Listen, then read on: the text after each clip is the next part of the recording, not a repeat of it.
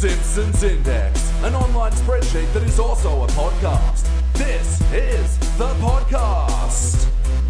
Welcome. This is the Simpsons Index, episode 54. Hello, I'm your host, Elliot J. O'Neill, and joining me tonight for this episode of the Simpsons Index is Claire. Hello. Jordan. Hi. And Danny. Hello.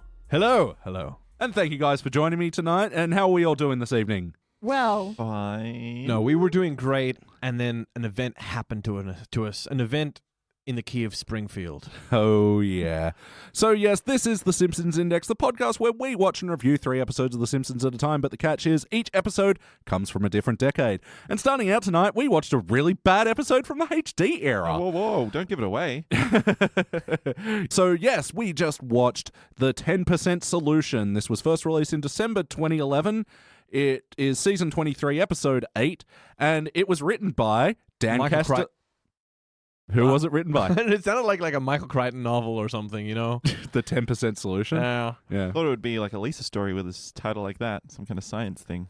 Yeah.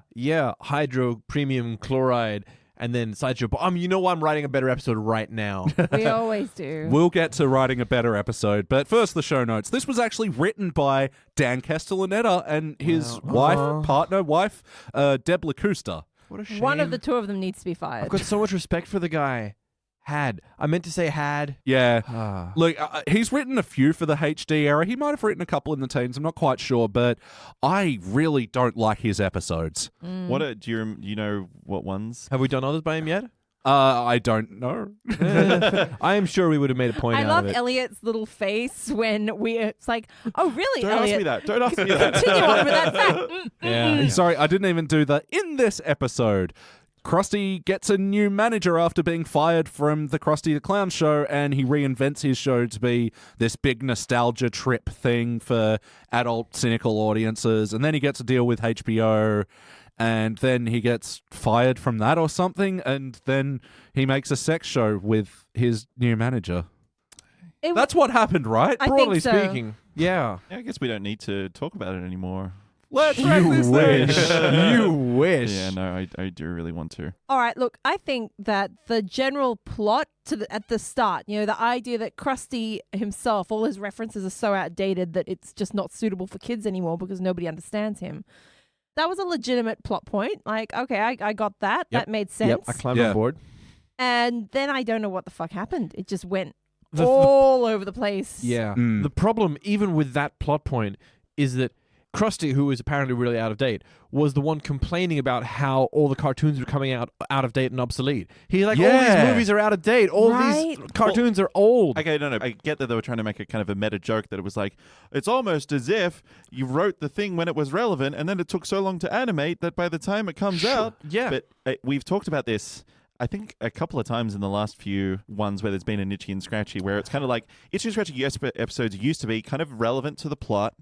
And it was like 30 seconds, but it was still almost like 3 acts. Yeah. Almost. Oh, absolutely. But these were just like, hey, look, we're going to do ballet, and then I'm going to kill him. Hey, he's going to be doing rowing practice, then I'm going to kill him. And it did just feel like pointless movie references. Yeah. If they didn't drop the name Social Network, I wouldn't have known that was a Social Network reference. I would have thought. Was it? Oh my God. I only know because of the end where they had the still frame and then the writing over the top, like the... But I feel like there have been more famous movies that are famous for the closing credits thing. To bring up your point, Jordan, if they were trying to say that, they're making the Itchy and Scratchy episodes terrible on purpose, that's a very dangerous game to play. Yeah. To give purposely bad TV, it has to be bad enough that it's still funny, and this Every wasn't. frame of that is taking up time of The Simpsons being bad. Exactly. And the other point I wanted to make was that even when their references were outdated, I mean, we all watched The Simpsons when we were kids. We didn't get half the references. Yeah. Think of Citizen Kane. When we watched that Mr. Burns episode, had any of us actually seen that movie? No. Still haven't. No. Oh, right? man. All their best episodes are referencing old things. All the war movies they reference in, like the water bomb episode. The whole point, though, is that you can be making these deeper references to other media, other famous movies, other songs, but what you're making still has to be good in its own right. Yeah, they should be like second level. Yeah. And their old movie references were more like stylistic choices rather than saying this is a Godfather and the oranges and stuff. Absolutely. Rather than doing this is a parody of something current. Oh, but it's not current anymore, so we're going to make fun of that. I feel like if the point was that they're bad episodes, why did it cut to Bart and Lisa laughing and laughing and laughing at them, you know? Yeah. Because that's Speaking of which, how your audience is supposed to how feel. fucking awkward was that? Like first Hitler one. The Hitler episode. stuff. Yeah. Oh, yeah, the Hitler coming Not in on good. a steamroller. What the fuck was that? And Maggie doing the salute, like not cool, guys. Yeah. And then Lisa Not kind of going, ha ha ha, and like putting her arm down. But Maggie, don't who do was that. Who was she thinking was seeing them? Oh, don't let the baby learn to do that. Yeah, okay.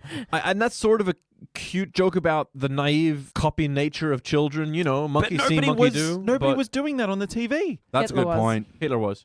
Oh, Hitler was. Yeah. Of course he was. But that's the other thing. Like, I mean, in and of itself, that to me would have led on to an episode about this TV is not good for you, kids. Yeah. Because what the fuck, like, message are they sending? Nope, they just undercut it immediately by saying, let's stop watching television and go to the television museum. Waka Yeah. waka. And like the whole TV museum, I mean, we'll talk about it a bit later, but it didn't really hold any relevance to the rest of the Was the Krusty whole story. bit just to introduce the talent agent? Was that the only thing that happened in that whole scene? Yes. Which, frankly, like, they didn't need the Simpsons to have met her before. They could have said, we'll find you a new agent, Krusty. Well, what about, you know, Yeah, there's this only was one in the phone book or something. Yeah, this was a Krusty episode where the Simpsons were tacked on. Yeah. Whenever they do a focus on the B characters and they bring the Simpsons in, it's just usually one or two of them. Like the other Krusty episode where he faked his death and changed his identity. It was that, plus it was a Lisa Bart detective story. Yeah. You know? Yeah. It wasn't this thing where the Simpsons were just in the offices, for no reason, To really. have the plot explained to them. Yeah. Yeah. That's what they were there for. They were there to be the audience. That's the problem. They're trying to make the whole Simpsons family, the whole family, baby included, the audience for these things. And it's just, you know, if you have to explain the plot to the characters that you're putting in the show that also don't have relevance to the plot, it's just around and round it goes. Yep. So what did you guys think of the Annie Derpogowitz, whatever her name was, and Krusty love storyline? I didn't love it. You know, you've got to fit it into a thing because they have to kind of get together, break up, then patch things up, get back together, and then Break up make again. make a choice between either Well- breaking up and not. And especially because the first kind of third quarter of the episode was taken up by other stuff, it was kind of very rushed and it didn't feel, you know, genuine at all. My big problem with it is that they set up. It was played by Joan Rivers as well, and she did an adequate job. I like her. Yeah. She did a Joan Riversy sort of job. And, you know, rest in peace. You know, Yes. she's influenced many, many comedians. It's anyway, the one big problem I had is that they set up with her retelling of the past is that Krusty was the big problem, and then in the future, she in the now story, she's the problem. Yeah. There was no reason for her to suddenly go crazy. Well, Yeah. Yeah. this is my take on it was he left for whatever the Palport was, United Parasites, whatever the agency is, maybe before she had a chance to kind of really Go get crazy. into his career and ruin everything for him. And that it's like, no, take me back, and I'll make sure you're there with me, when we're doing all this stuff. And then it's then like, oh man, I really dodged a bullet the previous time because now that you are in control, you're a But she nightmare doesn't. control freak. I think if she'd shown some sort of those signs before, like Yeah. we met Yeah. her 20 Yeah. scenes earlier, metaphorically, and there's no crazy there. Especially since they went out of their way to make that little, because a woman does it, like, joke, and then show Yeah. her running over Yeah. somebody. I was like, look, I know what you're trying to do here, but the fact is you actually have taken a female character that's previously been sane and literally, like, Suddenly, forced crazy Yeah. into her plot line I for wonder no though. reason. I wonder though, because you'd think though, if she was a really good agent, because she talks about if you have to ask, are they dead? Then either they are or I represent them. Maybe that's why that's the only people she can represent is because, she ruins everyone else's career by being. Then make a point out of it. You Yeah, know? okay, fair enough. If you have to reverse engineer an explanation, a backsplanation, if you want to use the modern terminology, I don't. then that shouldn't count as the official story. You know, No. that's a badly told story that you have to make up an explanation Yeah, afterwards. then it's just all explanation. Some of the best Simpsons episodes that we love are just so simple, one sentence plot lines. This one is so convoluted and Yeah. And the thing is, apparently she was representing a bunch of people. She was part of a lot of TV shows, and yet now she's living in a dump, and it's all Krusty's fault for ruining her career somehow. But at the same time, it was her he was her first yeah. job, and then so she's obviously gone on to being more successful, but then also not. I don't know. It just didn't fucking make any sense. Nothing fucking made any sense. No. All right, we'll do a questionnaire. So play count. Have you guys seen this episode before tonight? Nope. I have not. No. Yeah, I've seen it once. Of course you have. I'm sorry for you. Did it feel like an episode of The Simpsons? No. No, because it wasn't about The Simpsons. No, it really wasn't. Like, the stuff at the start with the TV museum, you're like, okay, where's this going with the family this week? Yeah. And Yeah. it was of such little consequence that even the good jokes, I don't know, was it a good joke with the bullets and stuff where... No. Oh, and that's the other thing. Like, he gets the hole in his pants, and I And then thought it's he was never going to go addressed. take some other pants, you know. Yeah. Yeah. But Well, then because he goes to like try on Fatso Flanagan's Does he? pants or whatever. Yeah. That's what he's like holding up, and that's when how she's introduced by going, "It was a size 48 when at his prime, whatever." But the thing about the pants thing was he goes, "Oh, my pants are ripping inside. Everyone's going to see my tattoo of Donald Duck smoking a doob," which was for Marge's eyes only. And then, like, Marge looks awkward, and then the kids look at her, and then she looks awkward again because Yeah. that joke wasn't, you know, funny the first time. Look, I didn't mind. I hated the whole gun thing between Homer and Bart, but when the stray bullet went to the other TV things, you know, it bounced off Superman's chest, and then it Yeah. went into the Why was it doing that? And why was any of that funny? Yeah.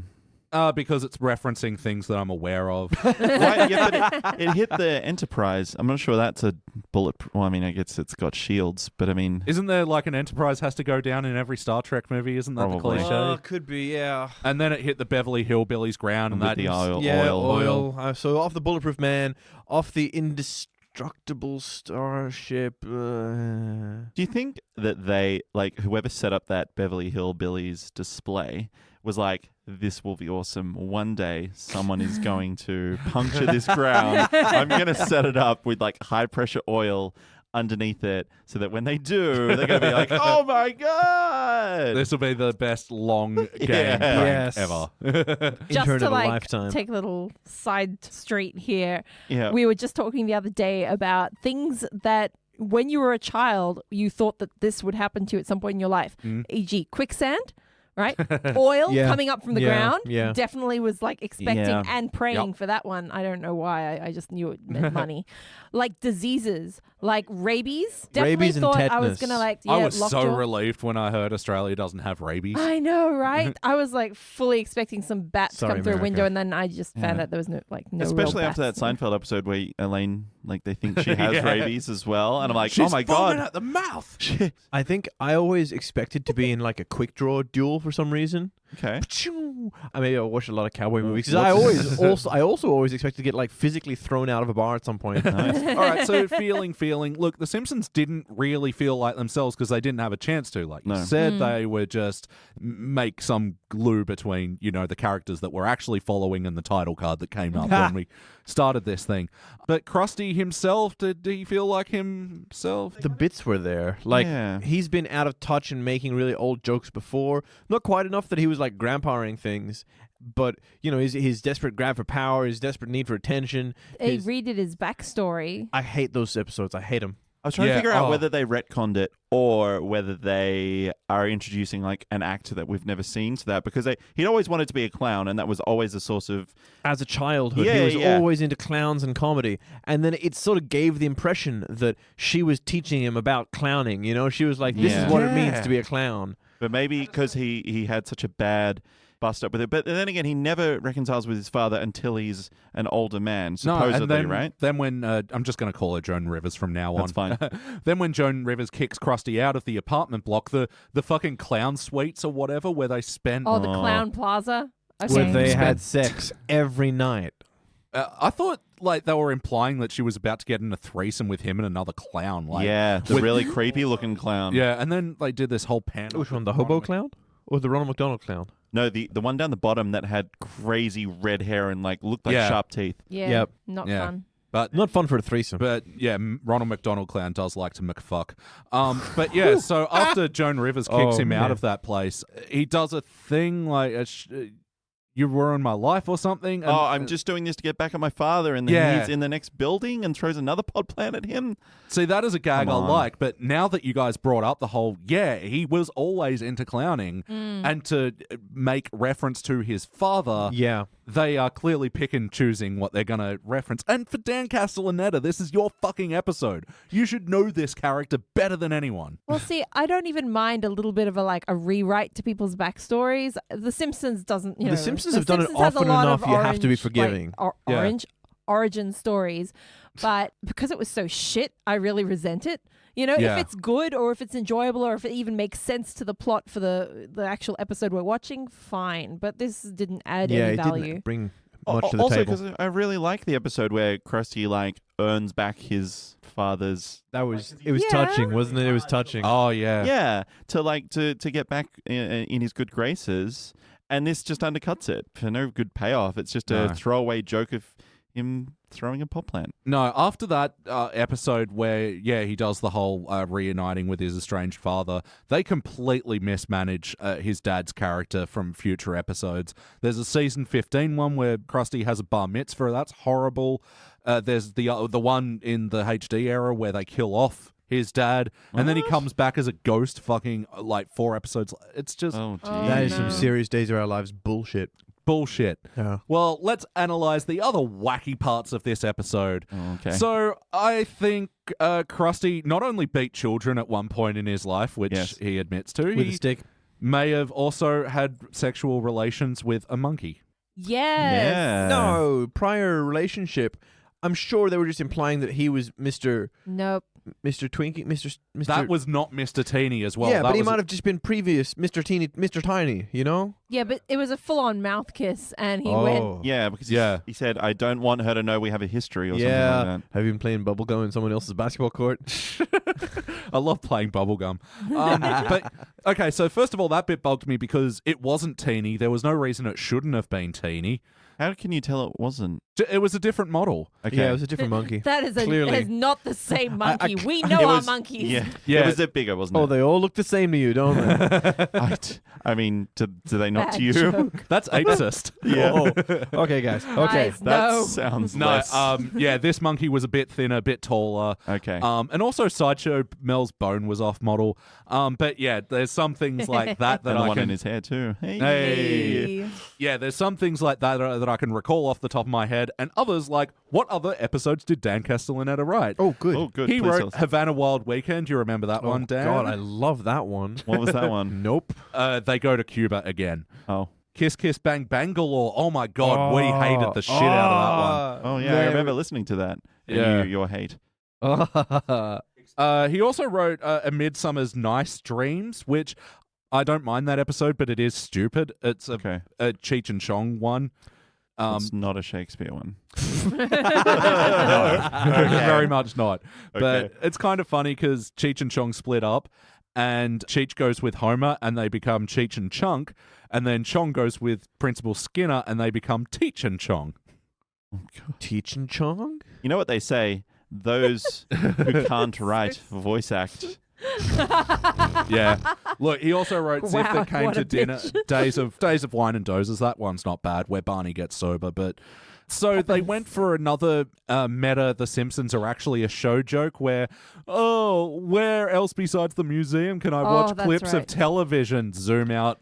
Boo. Yeah, because it wasn't. Boo. Sorry, not you. Into a Hulu web browser. But it wasn't a PowerPoint, but it was a PowerPoint because they had Hulu like in blue writing, all capitals and everything, when Hulu is usually green, right? They were making a lot of meta jokes in this episode, and many of them failed miserably. Yeah, and they were playing a clip of Bart being shot by a bazooka from In Russia or something? Yeah. Yeah, by Putin. Was this supposed to be in the Simpsons world of people watching the Simpsons as a show, or was it out of the Simpsons world of us watching? Because it didn't establish who was watching Hulu. Was it supposed to be out of the Simpsons reality of us watching the Simpsons? Yes. Yeah, it zooms out of Simpsons onto a web browser, so implying that's us watching them. Yeah. The episode I wanted to watch is what the hell did they do with the Krusty the Clown show once Krusty the Clown was fired? Yeah. Because it wasn't the network canceling the show. It was them firing him from his own show. Yeah. So what the hell? Like, I thought that was the episode. They were going to bring in a new clown with new jokes, and he'd have to win back his position on the show. It'd be front show Mel instead of side show Mel. Well, no. As we discovered, Mel has nothing better to do because he introduces him for his one-man show, and then he's back on the HBO time show as well. Like, Mel has obviously just got nothing. He's nothing Mel's without a big Krusty. believer in Krusty's art. Well, other wacky moments, the Honeymooners parody felt really fucking... It was ugly, man. Yeah. All right. the way that Marge kept calling him all the other names, Archie and Oh, yeah. Look, Brad no, and... that part, it wasn't a great joke, but I could tolerate it. I but could then, see what they were the doing. actual, everything's a Honeymooners parody, and then he dips her and everything. Okay, yeah. that was fine.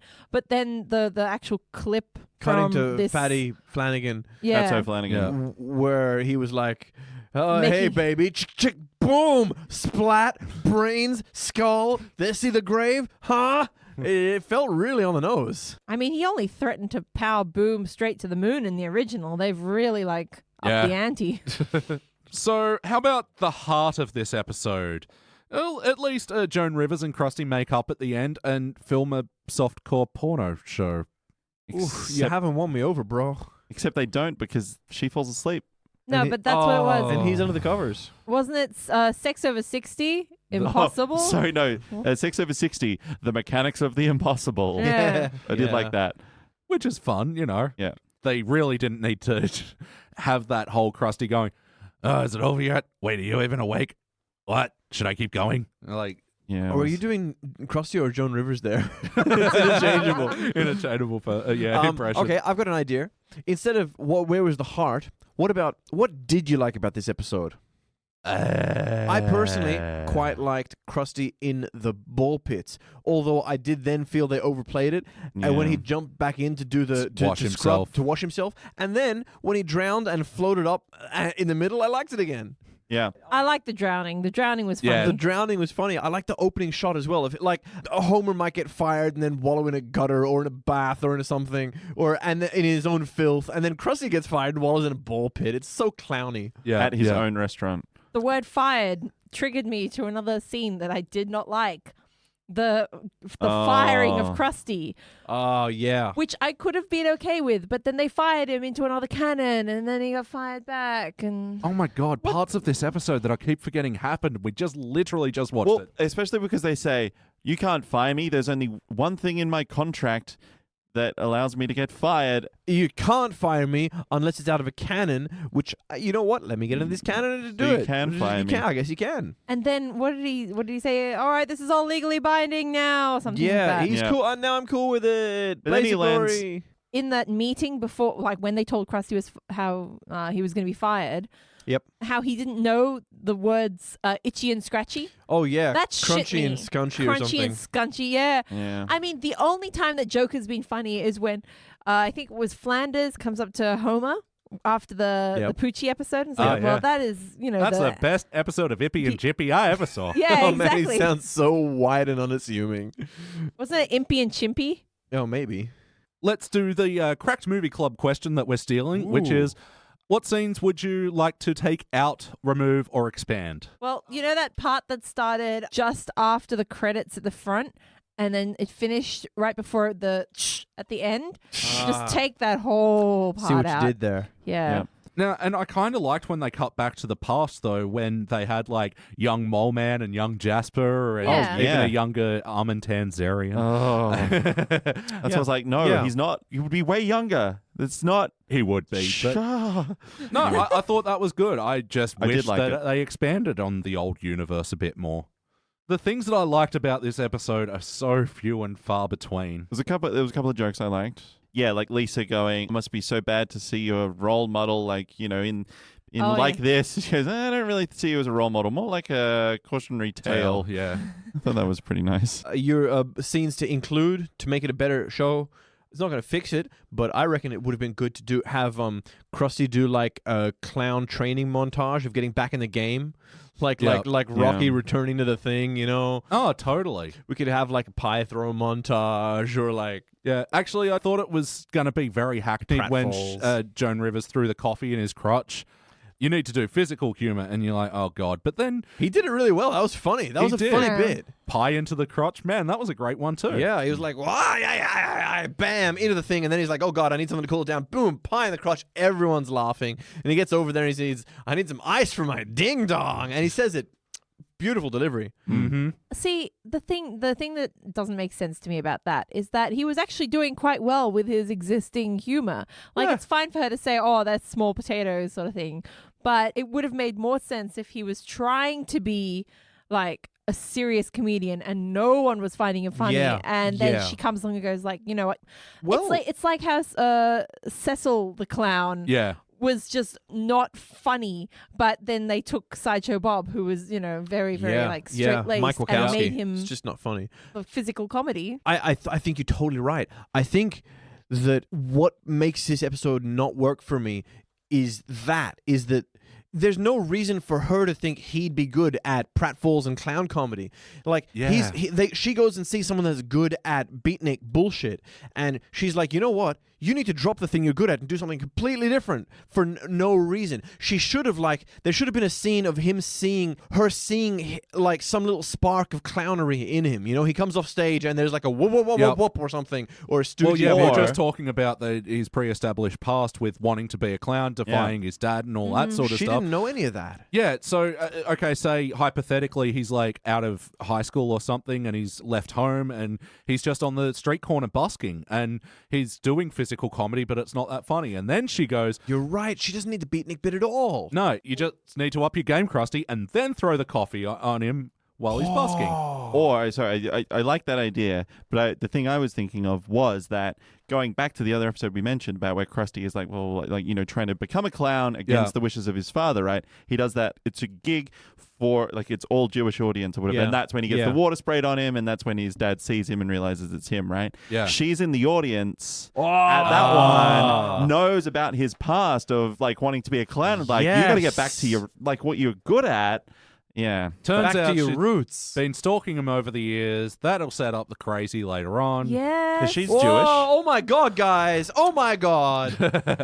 You found a link back to clowning, not just the beatnik. You found a link into the crazy. You find a, oh my God, I'm loving it. Yep. Get the we Simpsons fixed on the the phone. episode. We did fix it. So yes or no, would you watch this episode again? No. I'd watch No. the new one. Yeah. The Redux. Now, what guest stars appeared in this episode? Well, the Oh. aforementioned Joan Rivers and Jackie Yeah. Mason was back to Really? do the one-liners, Krusty's dad. Also, Janine Garofalo played herself in a very weird one-note joke. Dare I Very call it a joke? strange. It was the one that, like, Janine has promised not to be funny. She's only supposed to be angry and political, and I keep my promises. Like Obama about Guantanamo, and he's all, oh no, she's better than anything I could come up with. Yep. Actually, and the final guest star was Kevin Dillon, and I didn't mind that.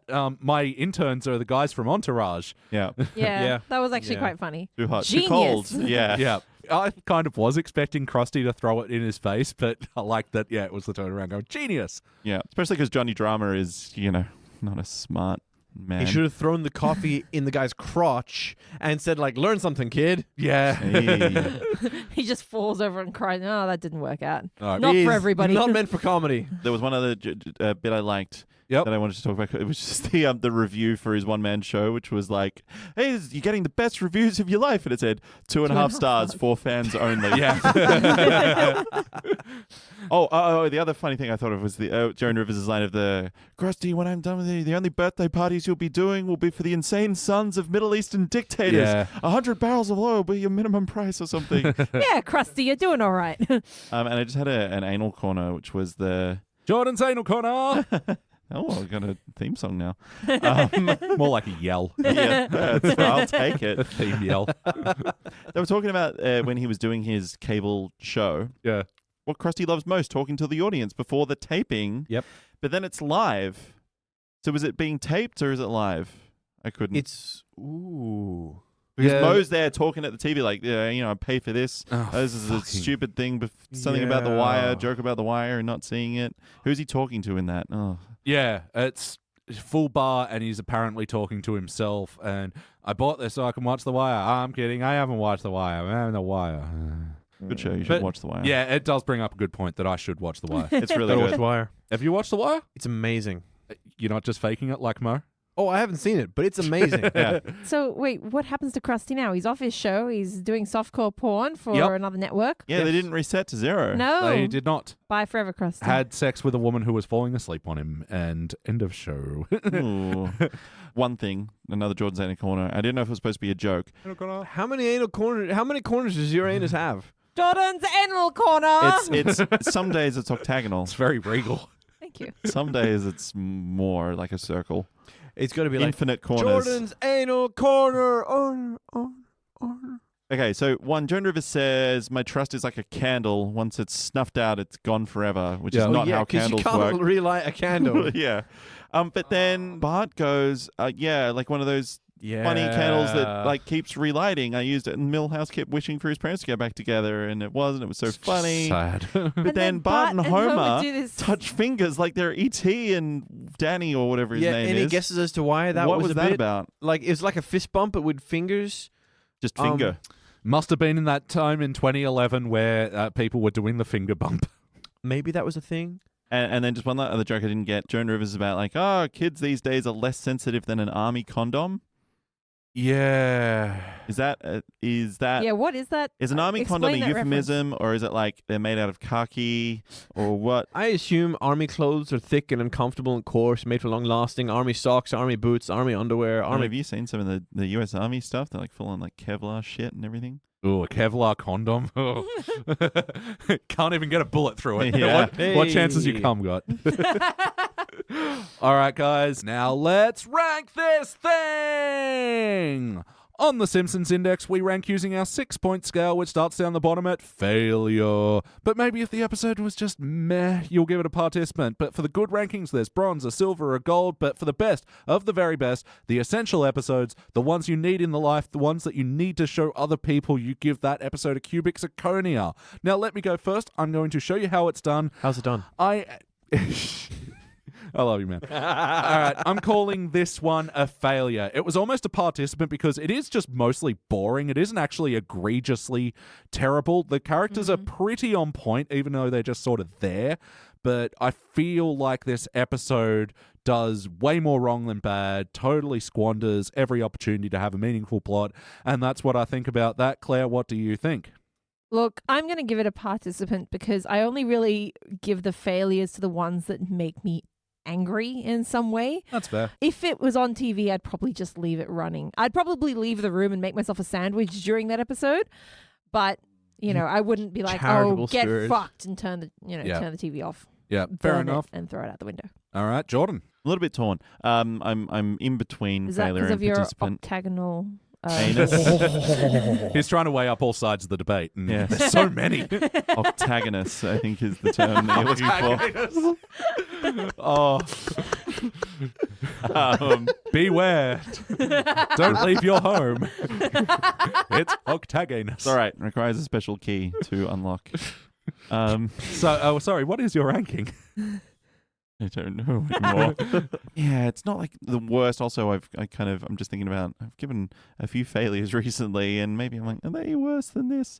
Look, I think I have to give it a participant. Yeah, it's a bit more boring. I kind of want to give it failure as, oh God, it's hard. Okay, participant. Yep. I'll forget it. And yeah, I'm happy with the participant. Fair enough. Danny, let's round this one off. Failure. Ooh, split decision. Why? Not happy enough with it, mate. To me, a participant is inoffensive and forgettable, and all we've done is complain about it. This could have been bland and unassuming, but the big thing also is that we wrote a much better episode really suddenly. Yeah. We're We just like, always do. within seconds, we're just like, boom, we can fix this shit, and fix it we can. I think a participant, despite being the second lowest ranking, means it's something that I'm basically okay with. I have no real problem with, and this one doesn't sit right with me. See, that's what I rank a bronze. If I've got no real problem with it, but it's not very good, then that's a bronze to me. Well, and I mean, mine isn't a sliding scale. Like, I acknowledge that there's 4 good rankings. Yeah, there's going to be worse failures than some. Yeah. But And I mean, it's not like the participants are good episodes that you seek out. And I think the bronzer ones that, at least you'd watch it again, maybe a little bit of a guilty pleasure or something. Can I change my ranking? I've thought about it more, and I'm thinking more about the Nazi bit that they should have thought harder about. Oh, yeah. It started off good when it was King's Speech. I was like, they're doing a King's Speech bit. The Yeah. marbles But thing. it didn't even turn into a good parody. Was the marbles relevant to the King's Yeah. Speech movie? He trained with marbles in his mouth. Okay. So then It's they very Eliza Doodle. doodle. I need Eliza Doodle. That's the softcore porn version now available on HBO. You do want to change? Yeah, I want to change it to failure. I mean, sorry, We just convinced him. We won him over. yeah, you're right. They did some really awful things that made me kind of angry and stupid. So yeah, I want to change it to failure now. Fair I'm enough. sorry. Everyone else happy with their rankings, Claire? Yeah, I'm not a switchy, changey. Go with your gut. I'm loyal with No, my that's right, that's right. choices. I'm Yeah. fickle. Well, overall, that will equal a shiny failure. This will join such episodes as Codependence Day, the one where Homer puts Marge in the driver's seat of his wrecked Oh yeah. car to avoid a DUI. Oh, Kiss Kiss Bang Bangalore, which we just mentioned. Mathlete's Feet, the one where they talk about the Waldorf School of... Oh, yeah. Homer and Ned's Hail Mary Pass, the terrible football episode, and Marge versus singles, seniors, gay couples, childless teens. I don't know. It's a bad episode. That's the one with Roofy. 1, 2, ties ashore. 3, 4, pick up the floor. Oh, 5, yeah. 6, don't play tricks. 7, 8, lock the gate. 9, 10, Start start over over again. Which we shall, where we're going back into the teens now. We're going to review an episode from season 17. All right, guys. Yep, we'll be back soon. Bye. For now.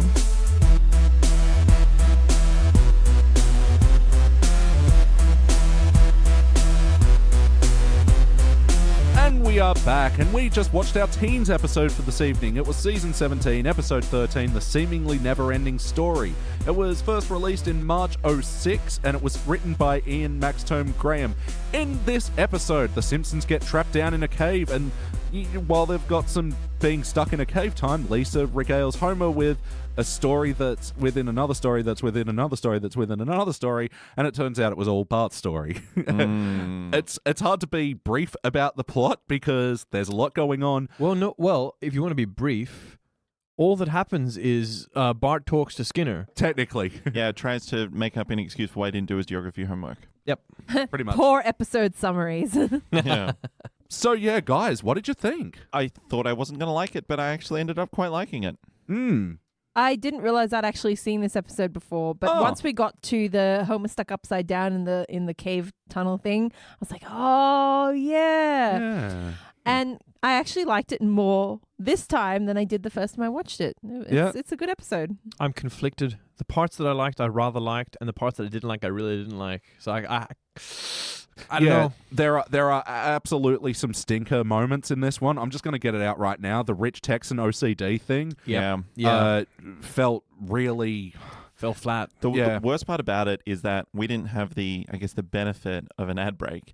So there was this sequence where it was like almost 20 seconds of him going blah blah blah blah 1, 2, 3, 4. If it had been an ad break, you might have like forgotten about it and gone, oh, this is a dumb joke. Yeah. But because it was so condensed, you're like, please stop. Please stop right now. And I feel like it comes into that whole, like, remember that brief period in the late 90s, early Comes into that hole, 2000s? sorry. Sorry. I'm sorry. No, it was me. I totally did that. But it brings me back to that whole thing in the 90s. Damn it, I can't say hole anymore. That's fine. Just keep thinking about cum. Can you just cut that with no prior context? Can't stop thinking about cum. So it reminded me, do you remember back in the late 90s, early 2000s where it just seemed like every fucking movie had a Tourette's character?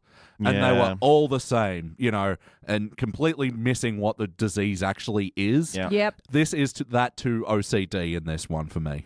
Look, the benefit was it wasn't really affecting any character we gave a fuck about.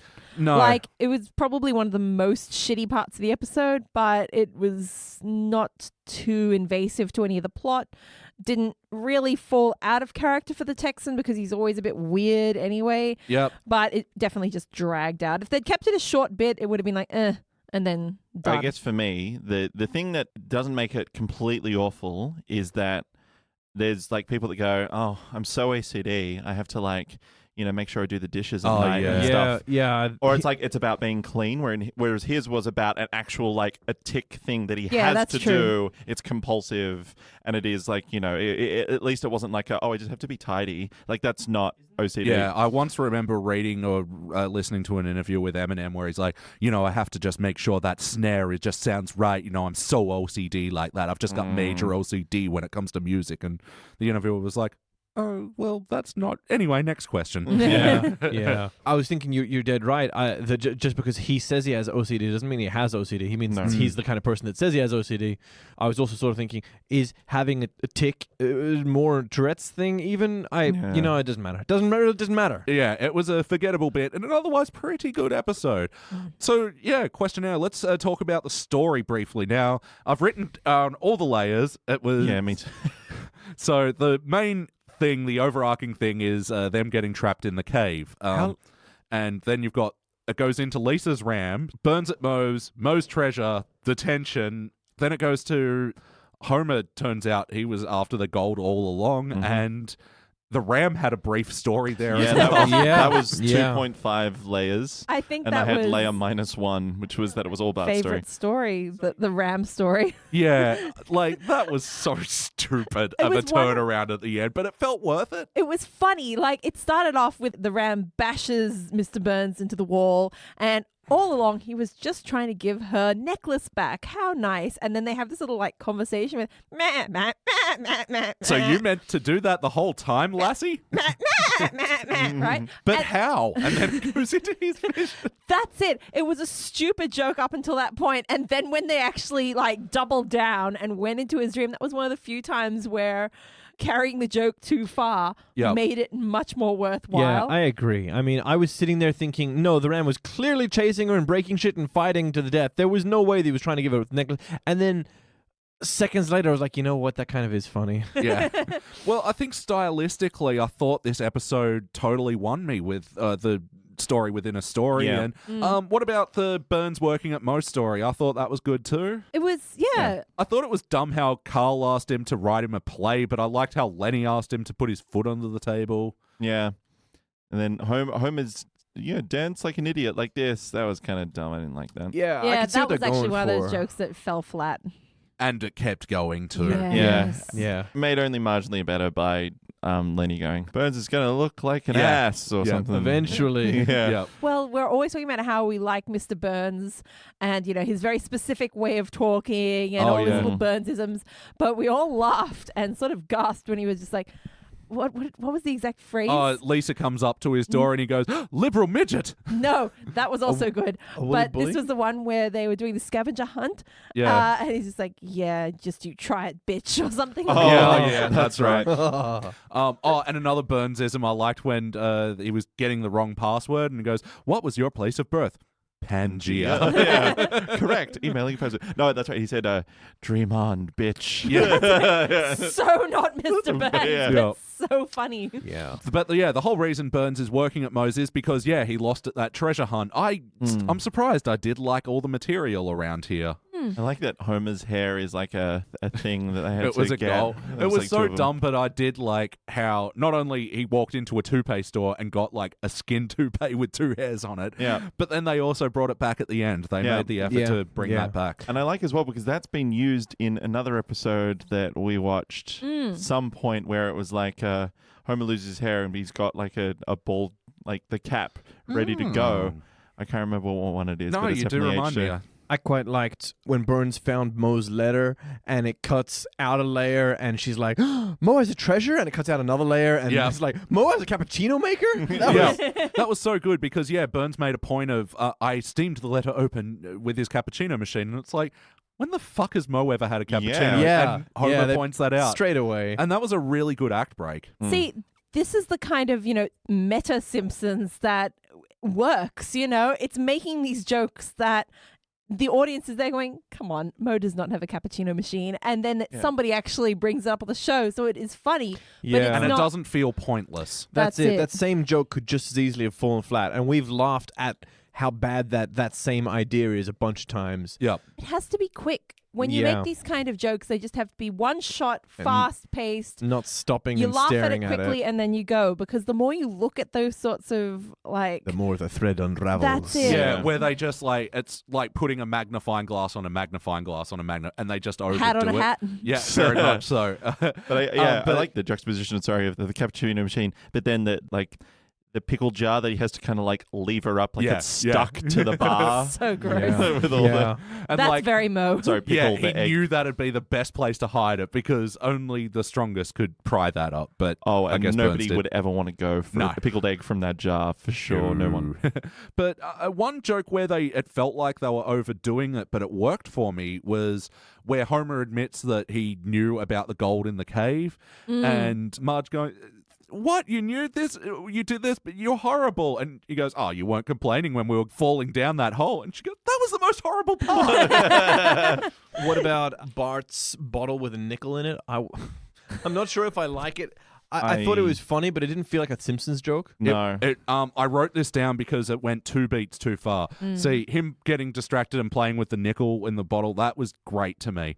But then the second beat that was too long was Marge going, "Oh, he'll sleep well tonight." Yep. Such a trite Too line. much. And then the third beat where he gets it stuck in the cap, that was just overkill. Yep. Yeah. Yeah. I feel like it's like one of the things that they can't quite, like how they can't quite decide how dumb Homer is. They Yep. can't Yeah. quite decide Yeah, how okay. dumb Bart is.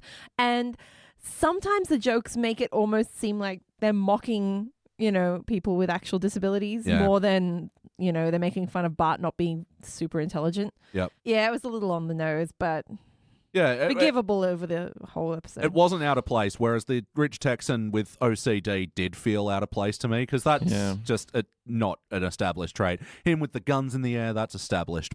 And by the way, for the record, his name is actually Rich Texan, Yeah. short for Richard Texan. Oh, clever. No, not clever. Unlike Snake, where they did play with how he had 2 names for the longest time. He was both Snake and Jailbird, and they've cemented in this one that his full name is Snake Jailbird.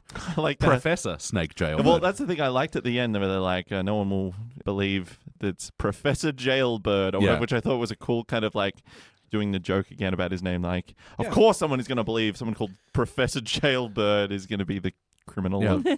Which transitions nicely into the Mo treasure story. Did you guys like this thing with Mrs. Krabappel and Mo? I believed it. I liked it. Yeah, it made sense. When was it supposed to have happened? That's what I was trying to figure out. It's all a bit crunched up in timey-wimey. Yeah. It looks like it was meant to happen at the start, like on the summer before. The Simpsons began. Yeah. So, like, Bart's in 3rd grade going on 4th, and, yeah. like, because they drew Krabappel a little thinner as well, and Her voice had so much hope in it Yeah. as well. I actually like, optimism. hats off to her voice acting there, because she actually sounded way younger. Yeah. Yeah. Yeah. Marsha Wallace, we miss you, babe. I like how Mo describes her as she had the rack of an angel. Yeah. Yeah, I didn't like where she goes, "Oh, my little gargoyle," and Mo does all the gargoyle actions. But yeah. but yeah, I thought their little romance was really cute, and they tied it together with the whole "fly me to the moon" thing. Yeah. It was a bit creepy that on one of their dates, I think they're in the car, and he actually calls her Mrs. Krabappel. Oh, really? Yeah. And I was Yeah. like, what? Maybe it's like a formal thing. You know I don't what? I didn't actually mind that, because technically we're hearing the story through Mr. Burns, through That's true. Lisa, Yeah. No, through but- Bart. But then I noticed in the next scene, It gets confusing. he does call her Edna. Yeah. They're just getting to know each other. He starts off very polite. But she's not a Mrs. at that stage, surely. So, No, some no, she's had widows an can still be ex-husband. called Yeah. Mrs., She a widow? Maybe. Yeah. She said her ex-husband Okay. used to be an alcoholic. Oh, yeah, that's yeah, right. which is actually continuity totally up there, but it was established in separate vocations, I believe, that her husband left her for their marriage counselor. Ooh. She's had a rough life. She really has. What I really liked about that whole Mo plot line is that she didn't break up with him because she found out that he ran a bar. Usually when there is the obvious Yeah. lie that would Yeah. end Yeah. the relationship, that's the obvious reason that they fail. But actually at the end, it's not even that she dumped him. She just said, "No, I've got to stay here." and teach these kids, and he goes nuts at her. And like they could have stayed together in Springfield, Mo. Come on, man. So I did the only thing I could. Went completely nutso at her. Yeah, I didn't even think about that. It's a telling of a good episode that can have like a logical flaw like that where it felt like they were setting that up. Mo lying about the bar's going to be the thing that broke him up. They don't go for the low-hanging fruit. I really liked Snake as Indiana Jones. Yeah. I thought that was really in character, and yet it didn't seem unimaginable that he would end up like a robber criminal. I'll take this out on society. Yeah. By which I mean convenience stores. That was really great seeing him in a profession. Although I really, really wish that when Mo stole the coins, he did the old swap, like from Raiders. Yeah. Yes. The door clink thing still seemed very Indiana Jones thief. Thievery. Well, no, I didn't like that when Mo first saw the gold, he went, hi, Glyven. That felt very Frank, didn't it? Yeah. It was. I think Frink and Krusty have a lot of overlap there as well. Oh, yeah. Well, two different voice actors, but yeah, I know what you're saying. Wait, going back about Snake, I really love his little boy. Oh, Jeremy. Isn't that Jeremy, cute? that was- There's another little boy you can play with. You like Xbox? Like, Yeah, it's He was adorable. so shy as well. He was Yeah. like tugging his shirt sleeve and like you so expect it to be like every other like the tough bullies. guy, like the bullies and their kids. Yeah. Whereas Snake's raising his son right, you know? Yeah. He's in a Yeah. life of Good work, crime. Snake. But So that his Yeah. son doesn't have to. yeah, exactly. That's right. And they're playing later together. Yeah, in that montage, but the Oh man, close-up so cute. standoff. It was great. It really was. Let's move on to the next question. Play count. Have you seen this episode before tonight? Yes, How many times? maybe once or twice. I think just once. Yeah.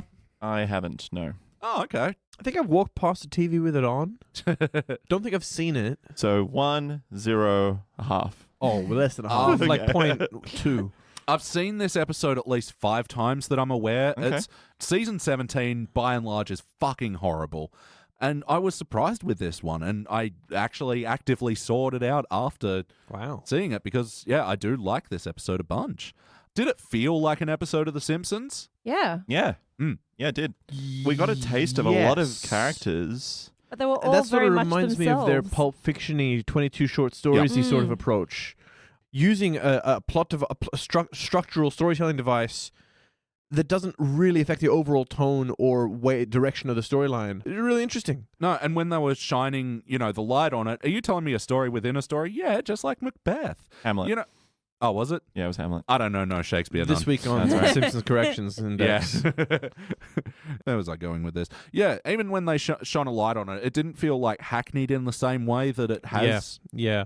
Mm. It could have gotten ugly and cheap. They could have had people within bubbles reaching out to other bubbles and, get things getting messy like that. And I think that would have been a really weak gag that would have detracted from the storyline. Yeah, that's a good point, though. It actually felt really clean. Like, despite the fact that it was convoluted, but that was its nature. Yeah, it jumped in and out just enough to kind of keep track of what was happening in the layers to remind you that there was a larger story happening. And And it jumped back in a very quick and clean cut, just like boom, boom, boom, boom, boom, layer, layer, layer. It never just kind of threw you into a different scene without leading you there through the other layers. Yeah, all the stories were connected in that way. That made it felt really neat. yes, and there's even one of the times where they kind of go up a few layers or not, where a sentence is spoken and there's a couple of words spoken by each layer as it goes through, and it's still like the same, like, you get the It was meaning that- throughout. Let me continue the story that I'm telling about Mr. Burns finding Moe's treasure. Yeah. Something like that.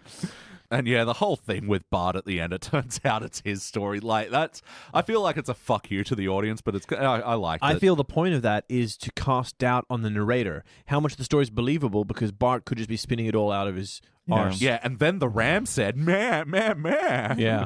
Yeah. Well, that's the thing. Skinner doesn't believe him, and then he's just like, wait, Krabappel and Moe? Like, Yeah. So yeah, talking about the characters as well, they totally felt like themselves in this Yeah. one. Mo really reminded me of the Love Tester episode. Oh yeah. I mean, Mo and being lovelorn is a big trope, but also Mo trying to neaten up his act and Yep. having it just all crumble around him. Purely to win a woman No. and then And then do her. and then basically fuck it up for himself. He usually is the like, he gets himself out of his miserable life and then like throws himself straight headfirst back into it. Yeah. There's an episode that we'll cover later called Eeny Teeny Maya Moo, where he dates a little person. They're having a great relationship, and then he fucks it up at the end by doing too many little people jokes. Yeah, I'm not surprised. Yeah, that sounds like Mo. Yeah. He was super fancy when he came out of that. I can't remember what the restaurant name was. Yeah, he didn't. Oh, the cloth napkin. Yeah. I wanted to mention that. That is the best Richie Richie, restaurant doesn't name. that just sound? It sums it up. Ooh, cloth napkins. And conversely, the dingy motel was called the Moview. yeah. But yeah, when he was coming out of that restaurant, he had like this gray hair, like it was like silver foxy hair, and it was all like curly slicked and back, and he had the combed. cravat and the cummerbund a nice and things. coat and everything. Yeah. Well, that's Edna Krabappel. You only get one chance with Edna Krabappel. I know, man. I know. He didn't have the coins. He didn't have the gold yet, so there was no way he was affording that suit or the car. He had the hatchback, the sports car or whatever. It was Yeah. That was hatchback. Yeah, that must have been a rental. There's no way he can afford that kind of lifestyle. The fancy hatchback. Yeah. Sorry.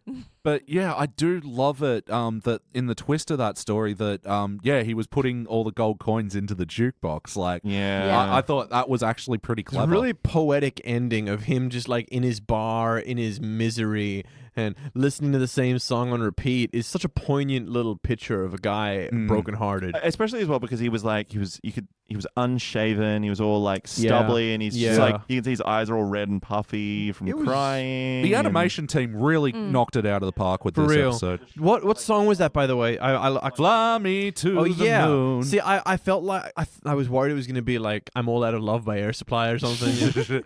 No, Fly Me to... How could you forget that one, man? It basically we've got a degree in playing Fly Me to the Moon. That's the poignant choice, because that was their song. It wasn't some like hammy heartbreak song either. Yeah. See, I feel like the best Simpsons episodes don't go too far outside of the framework. Mr. Burns finds a letter about the treasure. His whole story essentially is in Moe's bar, and the treasure is found in Moe's bar. Like, he doesn't have to go on this other journey that would have made it super confusing, like who's where. Like, they basically found a scene for every story and then just worked within that, you know? Yeah. And it made everything much easier to follow and neater, and it all made sense. Like, Mo isn't the kind of person that's going to go, I refuse to spend this, except on Edna. I'm going to go out to the woods and bury it. Yeah. No, I'm going to, while I'm most upset and I'm not clear-headed, I'm just going to chuck it in the jukebox, and now I don't know what to do with it. I think the jukebox accepted the coins as Yeah. well. Yeah.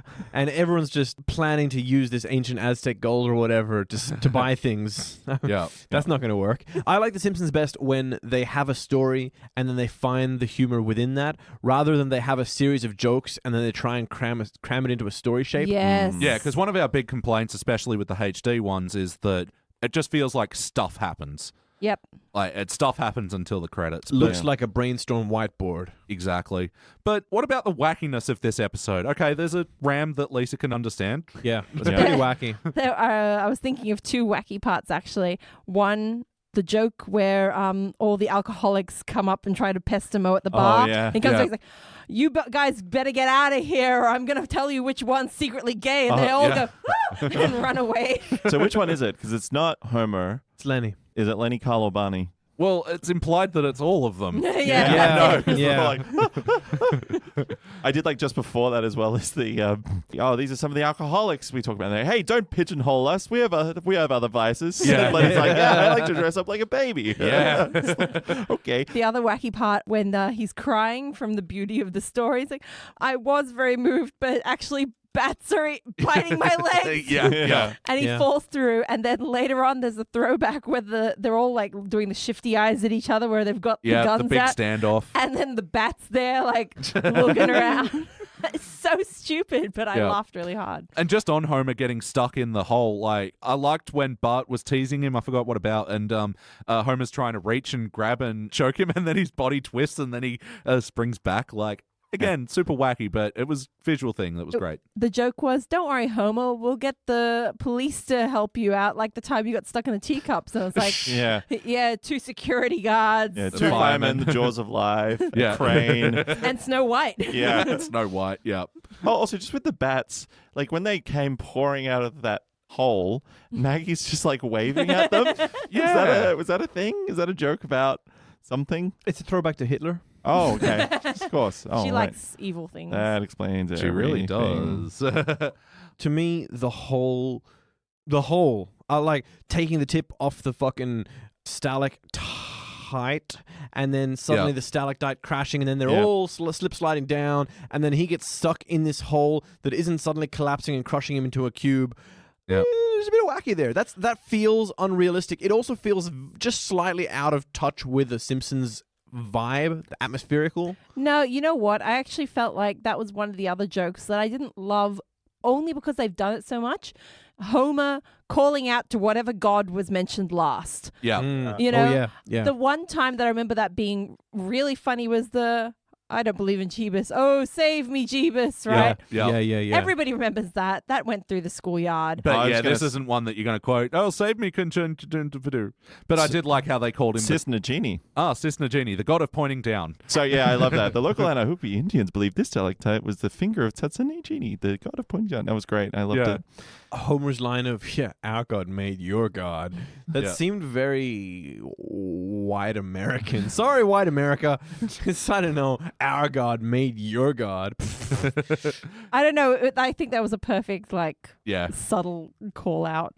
Kind of wacky. They were called, the caves at the start were called Carl's dad's cabins. Yes. They were. That's right. I love that they didn't point it out either. It was No. just the sign gag. But it was just Carl, but a Carl's bit older with like a dad's. moustache. Moustache, yeah. A picture of him, like with And a caving He doesn't helmet. have a name. He's Carl's dad Carl's on the dad. sign. Yep. Yeah. By which I mean, ha ha ha ha ha. How about the heart of this episode? I thought the Lisa Burns thing came out Yeah. really cute at the end. Yeah, it did. Him actually sacrificing himself for another human being. Has Yeah. he done that before? I feel he's done that before. Why do I feel like he's done that before? Ooh, He sometimes has a change of he heart. went in to go into the fire to rescue that girlfriend. He did. He did. And Snake was there as well. How about that? And you were there. And you were there.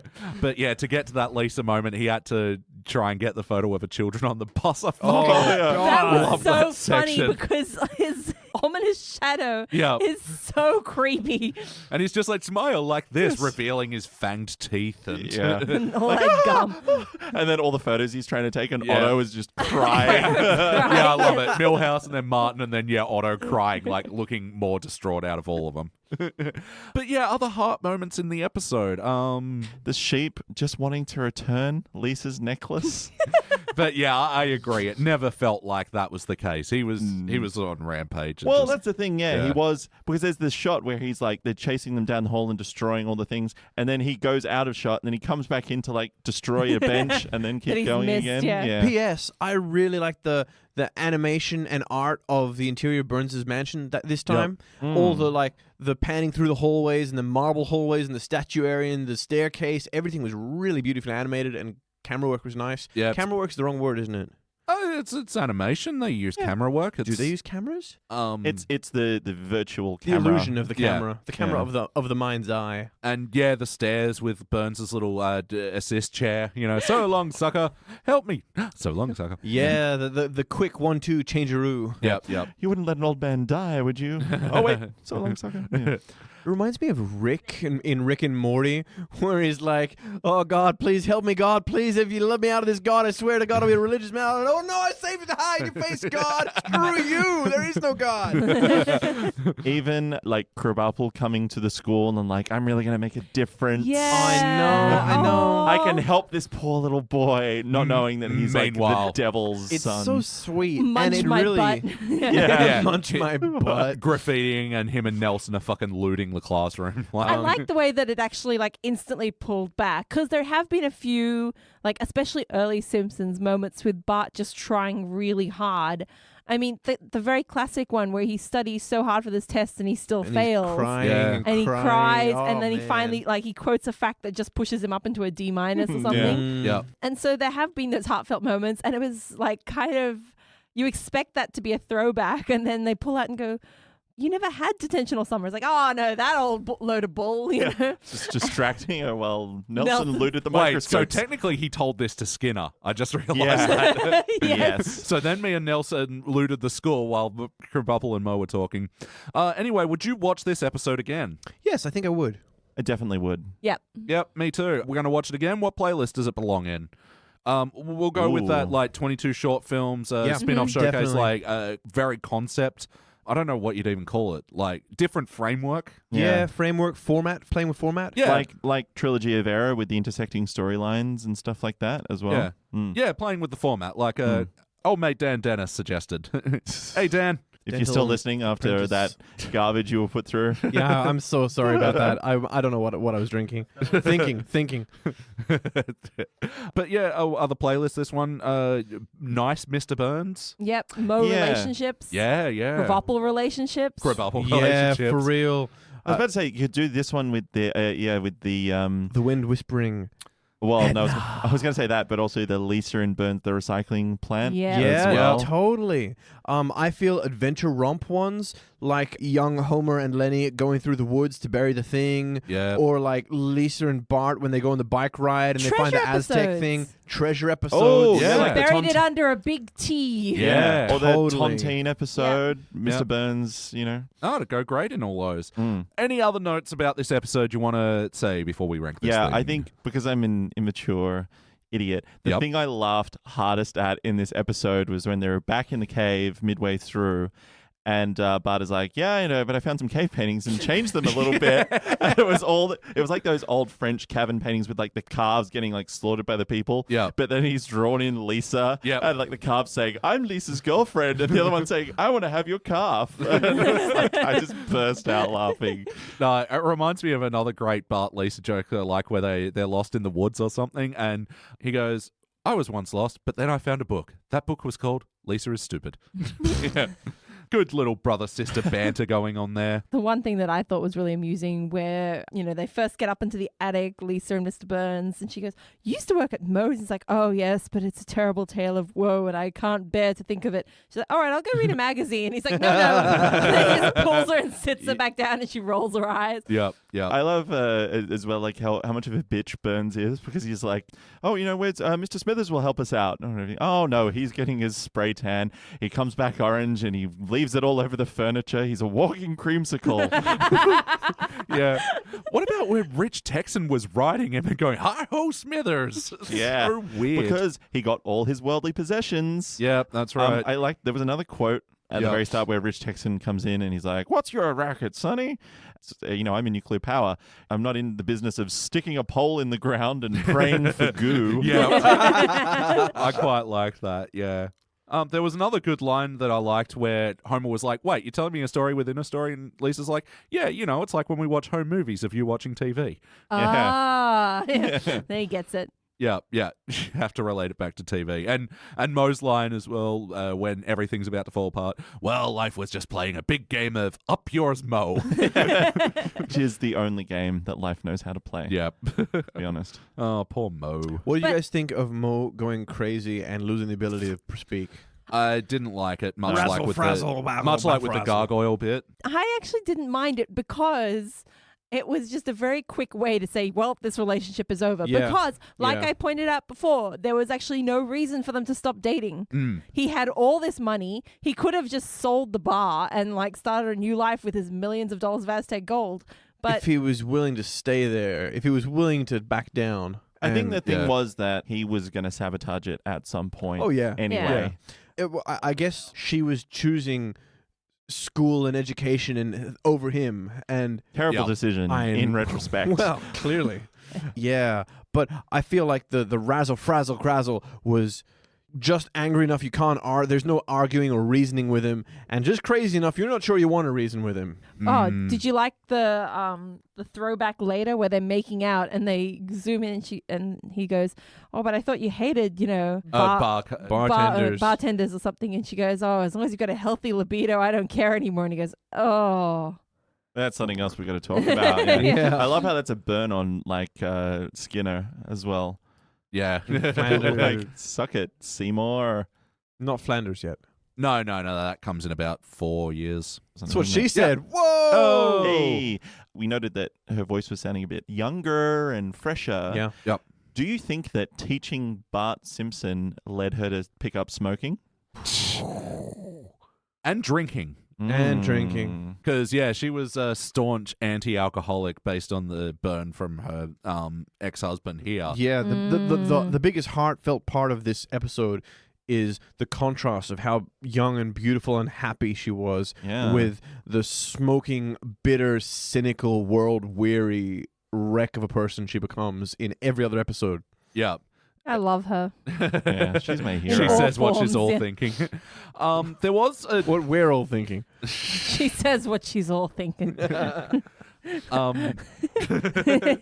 I liked the whole thing at the end where after the shootout and they're all like, you know what, this money did drive us apart. Thank you for throwing it away, Marge. Now let's go volunteer at the youth center. In Shelbyville, of all places. Ugh. Yeah, that was a weird attack on that, but I did like how Gross. Mr. Burns was then abseiling down. Yeah. I'll He's join like, you in a "Oh, minute." I'll catch up with you. Yeah. Oh, no, it wasn't abseiling. It was It's just straight- climbing, straight like- climbing. Straight free climbing. Yeah. Yep. Any final notes about this episode? I had a couple of anal corners. Jordan's anal corner. Honor. You need 4 more. All right. Octagonus. Yeah. Octagonus. Octagonus. You're a Roman villain in a Spider-Man comic. No, it's 2. You can't do Spider-Man. They've already got Dr. Octopus. You can't do. That's where the octa came from. Can't do 2 octal. What's your things. anal corner? That was pretty anal. God, you Rich just can't Texan stop. pours crude oil. This is what we call Texas crude Oh, or yeah. like a Texas shower or something like that. Crude oil is like super black and thick and gross. I thought so too. Yeah, It's not olive oil. It's not Yeah. clear. that's what it looks Anyway, like. Yeah. how did Mo, Texan, Burns, and Snake all know to be in the cave? On cave day. Yeah. Yeah. Maybe they heard the stalactite fall. They were all following Homer, who really broadcast his plan.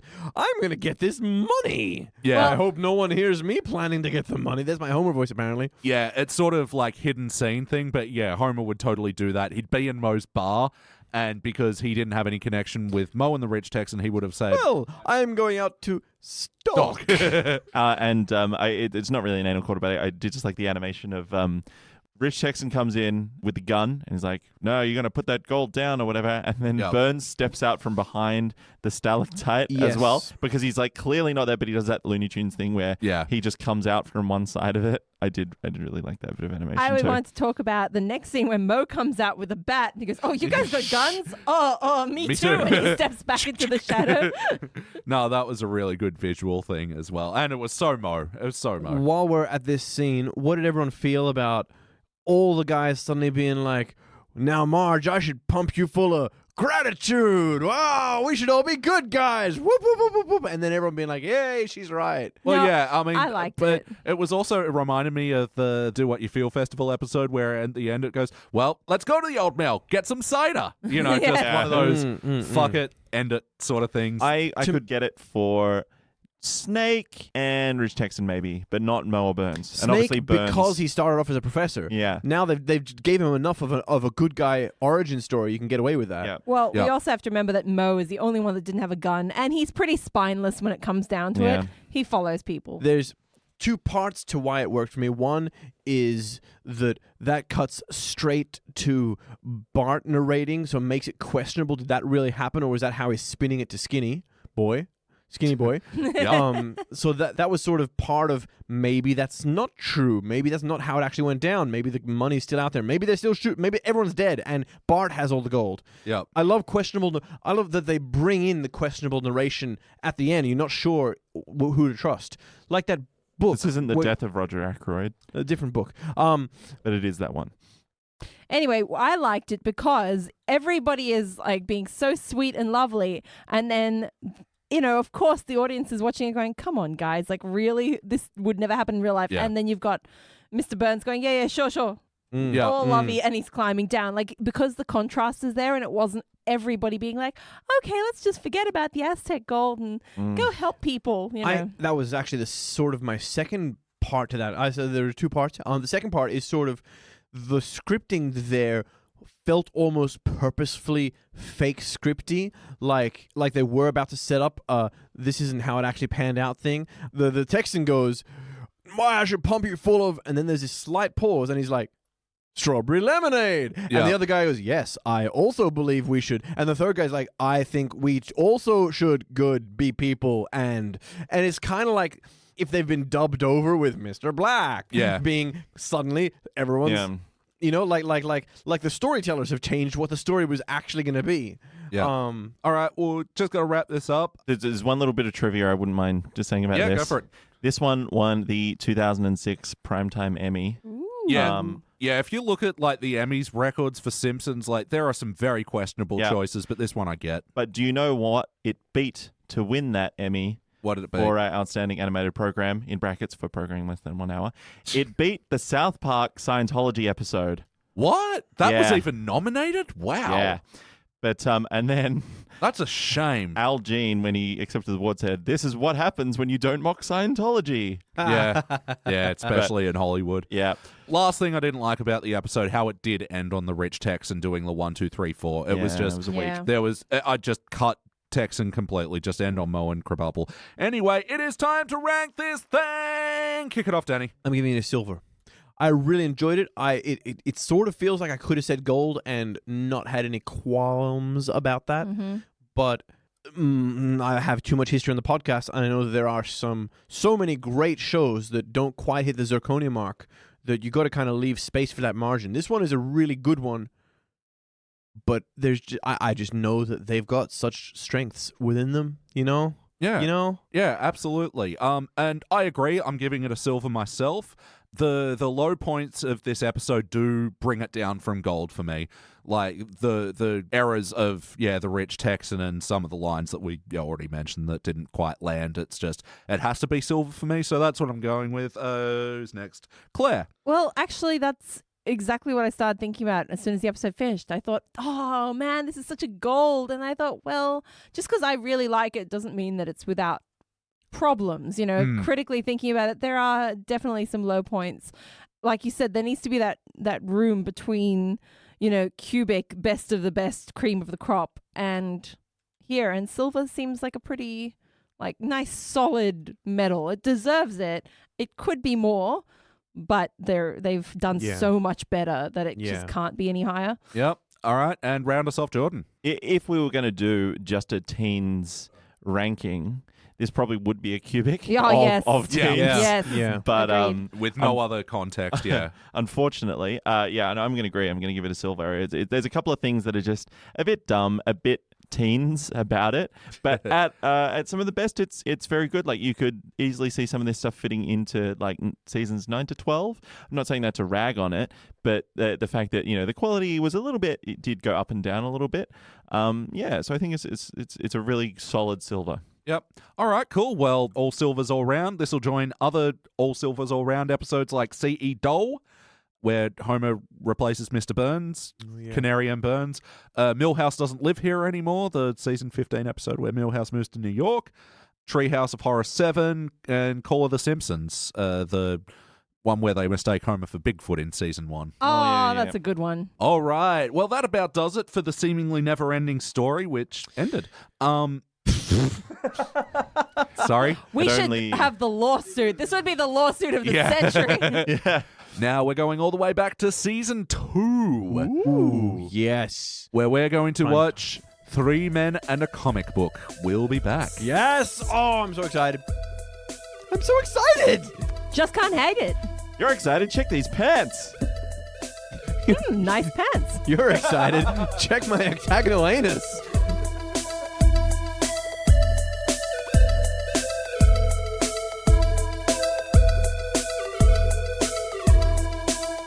And we are back, and just before we get into our episode review, we've just got a few quick corrections. At Rory Silbernagel on Twitter actually pointed out to me that my belief of the last 5 years that Matt Groening came out and said that the Simpsons Springfield is in Oregon turns out to be false. That was a misrepresentation by a Smithsonian article, and Matt Groening quickly came out a couple of days later and said, no, it's not the case. The state of Springfield is still ambiguous. And yeah, I just missed that. So yeah, thank you, Rory Silbernagel. He's a big fan. That's a made-up name. It's a great name. Silbernagel. No, it's Krusty in disguise. Sorry, Rory. I'm just teasing. We tease all of our fans' names, apparently. Yeah, we're a bunch of cunts. I actually think it's an awesome name. Like Rory is it's an adventure name to me. Oh, you know? yeah. Rory Silbernagel. Rory should be a lion's name. Boo. All right, and Jordan, you asked a few episodes ago, has a HD episode ever outranked a teens episode? And as of this episode, that has happened 14 times. Wow, really? Wow. Yeah, so 14 out of 54, that's not bad. Okay. Anyway, and the final correction I'll mention tonight is, Danny, you asked last episode you were on where they had the entire Frasier family on. They had Kelsey Grammer, David Hyde Pierce, and John Mahoney on. Yep. You asked, had Daphne ever been in an episode? Yes, the actress Jane Leaves, she'd been on season 15's The Regina Monologues, where the Simpsons go to London. But that makes sense. Yeah, She wasn't part of the She Sideshow wasn't Bob. part of the Sideshow Bob entourage. No, just a unrelated character, English voice for the English episode. I'm glad to see her on there, but it's sort of a shame they didn't take her on board with Everybody else? the expanded Did catalog. they bring Eddie Yeah. on? Oh no, Eddie's passed Moose. Yeah, Eddie's Hey, I got a bit of done. trivia for you. Moose, at the height of Frasier's peak popularity, received the most fan mail. In fact, more fan mail than all the other cast members combined. on. Oh wow. Yeah. Yeah, Kelsey Grammer's like, ooh, I got dog treats. Oh, it's for you. All right, and that does it for the corrections. And we just watched 3 Men in a Comic Book. This was Season 2, Episode 21, written by Jeff Martin, first released in May 91. In this episode, Bart takes up part-time work to save up enough money to get Radioactive Man #1. And turns out Martin Prince wants it as well, and they find a way to get Milhouse involved and split the comic 3 ways, and then trouble as they try to share it. Guys, what did you think? Really good. Yeah, it's a great episode. It just flows beautifully. Yeah. Because I haven't seen this for quite some time. Oh, yeah. And I think there were quite a few jokes that probably went over my head Yeah, when I definitely. was younger. I certainly didn't remember Mrs. Glick going, filthy, but genuinely arousing when she's watching her stories. And that is, I think, now my new favorite Simpsons quote. Yeah. Oh, it was. I think we had to take the episode back because we were just laughing over for like a minute afterwards. It's amazing. Just perfect timing with it as well. Oh, and the other joke that totally went over my head was at the Comic Con at the beginning of the episode, they have the Fallout Boy actor come on and answer questions, and they're pre-warned to not ask about Radioactive Man's tragic final years. And Bart asks the question about... He says, do you think Dirk Richter's corpse is haunting the bordello where his bullet-riddled corpse was found? Yeah. Dirk Richter was a beautiful man. I did not get that Amazing. joke Which apparently, at all. a reference to like George Reeves and his kind of mysterious death/suicide. He was the first like Superman on TV. Okay. No, there were a lot of interesting references here that went over my head. You guys mentioned there was a Halloween one as well?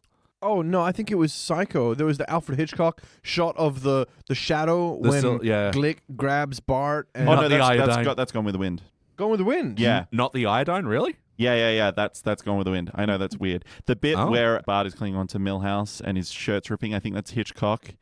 Saboteur. It was Saboteur. It was Hitchcock. Well done. There you go. Bam. I like that comic book guy as the adult clearly saw this happening. Yeah. And I think, like, looking at it in the context now as an adult, Bart's like shitty attitude, like, why don't you just waddle over there and get it? Yes, sir. And like inside he's thinking, you little fuck. Like, Yeah. Yeah, I'm going to get the money. You guys are going to get a problem. yeah, exactly. And, well, I like how excited he is about $100. Yeah. Yeah. See, back in 91, that was a lot of money back $100 US. That's real money. I still don't think that's enough for like a first edition of a comic book. He might have had 600 printings of those behind the counter. Well, that's true. Yeah, that's he how made you us sell have it. it. Yeah, very true. And he's just got it in the window, like for all to see, like Yeah. which is with everyone else. Yeah. It's not like with a big like arrow. You can have this for $100. It's just in there. I'm like Getting going, faded by the sun. Yeah. Do not do Yeah. that to like rare comics. So the other interesting thing I thought about this episode is this really is a throwback to before the Comic-Con model that we know now, where Oh, yeah. where Yeah. conventions are so like more focused on movies and TV. yeah. Back then in the 90s, The it Marvel was universe. Yeah, it was all about the comics or baseball cards, and it was just people trading on card tables with Yeah. boxes and Yeah. boxes of comics. And I like the little because this is early days Simpsons where the kids were actually kids, you know. Yeah. And Lisa and Bart's little exchange in the car. Firstly, him teasing her about liking Casper the Friendly Ghost, Yeah. you know, because Yeah. it's lame, Ghost. and she's like, oh, "I'm sorry, friendship is lame to you. That's gonna be a great model for your life." I'm sorry you equate friendliness with wimpiness. That's yeah. right, yeah. And then later on that, he's got the best one-liners. And she's like, he's like every other superhero. He's like, no, look.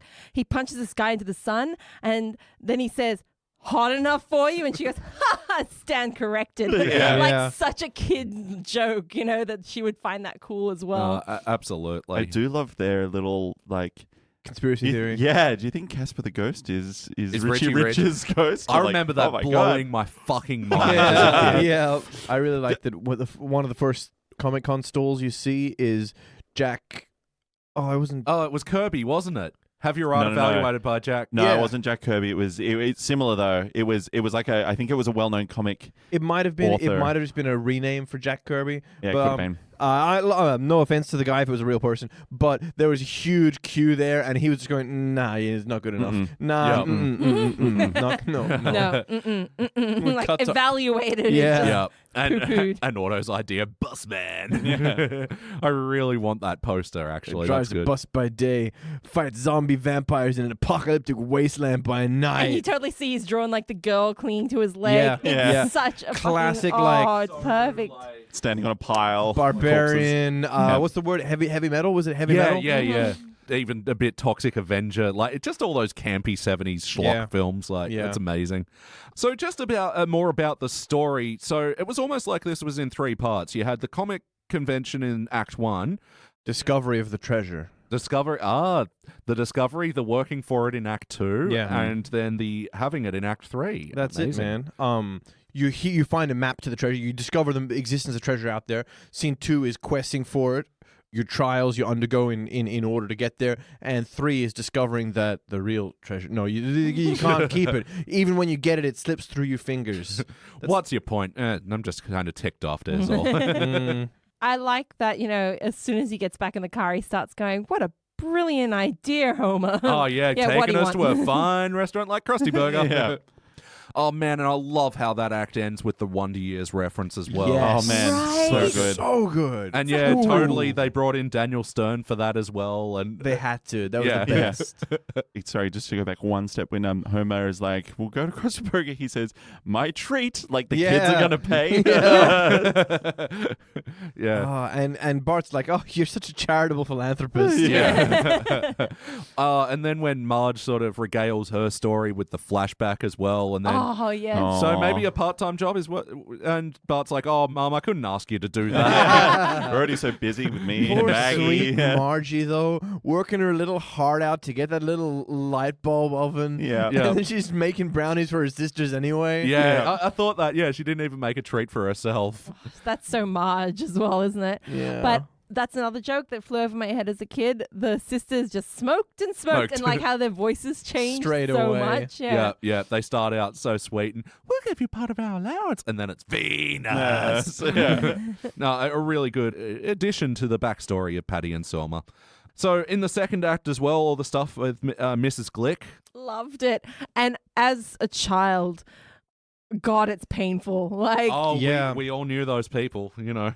As a child, so it was frustrating. Yeah. terrifying prospect. The smell of just like mothballs and potpourri and Yeah. Yeah. Yeah. I got some sauerkraut candy. Sauerkraut No candy. thanks. Do you know how to mix whitewash? Yeah. Yeah. And played by Cloris Leachman as well. I fucking love Cloris Leachman. She's amazing. I even like how everything makes sense. This is what I really liked about the old episodes. Everything that Yep. was shown was for a purpose.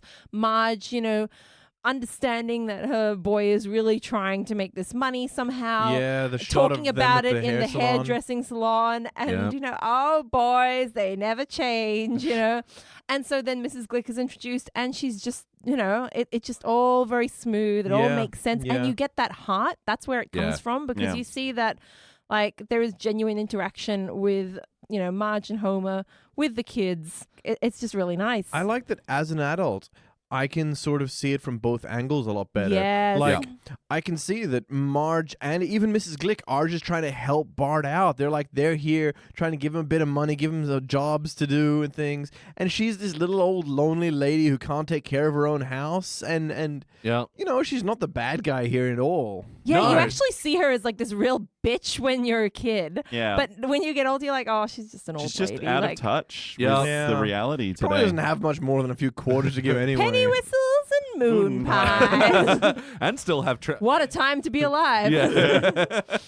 Still have change to take the trolley I afterwards. love her, a comic book, like Nazi Smasher or Yeah. something. Nazi like- Smasher. Yeah. Oh my god. She knows the good comics. Yeah, you know? for real. Also, I take back what I said. It was Jolly Jack Tate, but it's referencing Jack Kirby. Oh, it is. There you go. There we go. Corrections index in the same episode. Yes. It's efficient. So in the final act as well, the whole Martin, Milhouse, and Bart sharing the comic book. Sorry, this is unimportant, but where does the act cross over for you? Is it after they get the comic and then there's the big Yeah, that's door the slam? that's the act break. It's like the ad break. Is the Yeah. act break? Which is actually a really good act break because it does lead into a bit of suspense where you're like, wait, how are they going to do this? Yeah. Yeah. And yeah, Martin's fucking plan. It's Thursdays and Saturdays, and I'll get the Wednesdays, and And it's so smooth, and it starts to actually make sense. And you're like, oh, okay, this is going to work. This Yeah. is going to be But fine. wait, what about Sunday? Yeah. All right, then we do rocks. There's a random number generator. generator. You'll get 1 to 3. I'll get 4 to 6. You get. What about 0? Yeah. What about 0?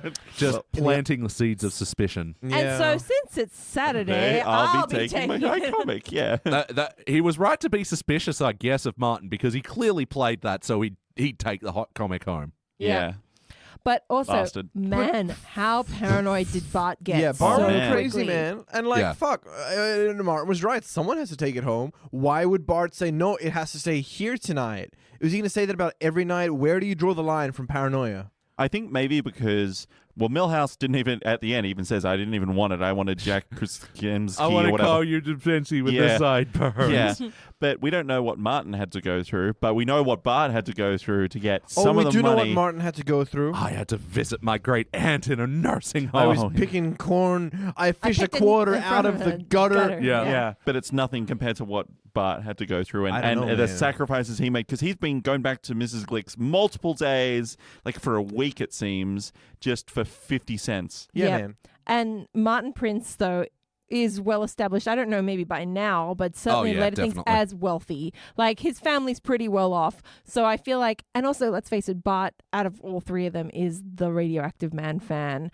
He's the comic book fan, and I can see why he, out of all three of them, would become so passionate and possessive Yeah. of what he feels he's earned. Yeah. You know? Yeah, I kind of wish that they had Milhouse and Martin at a bit more fault.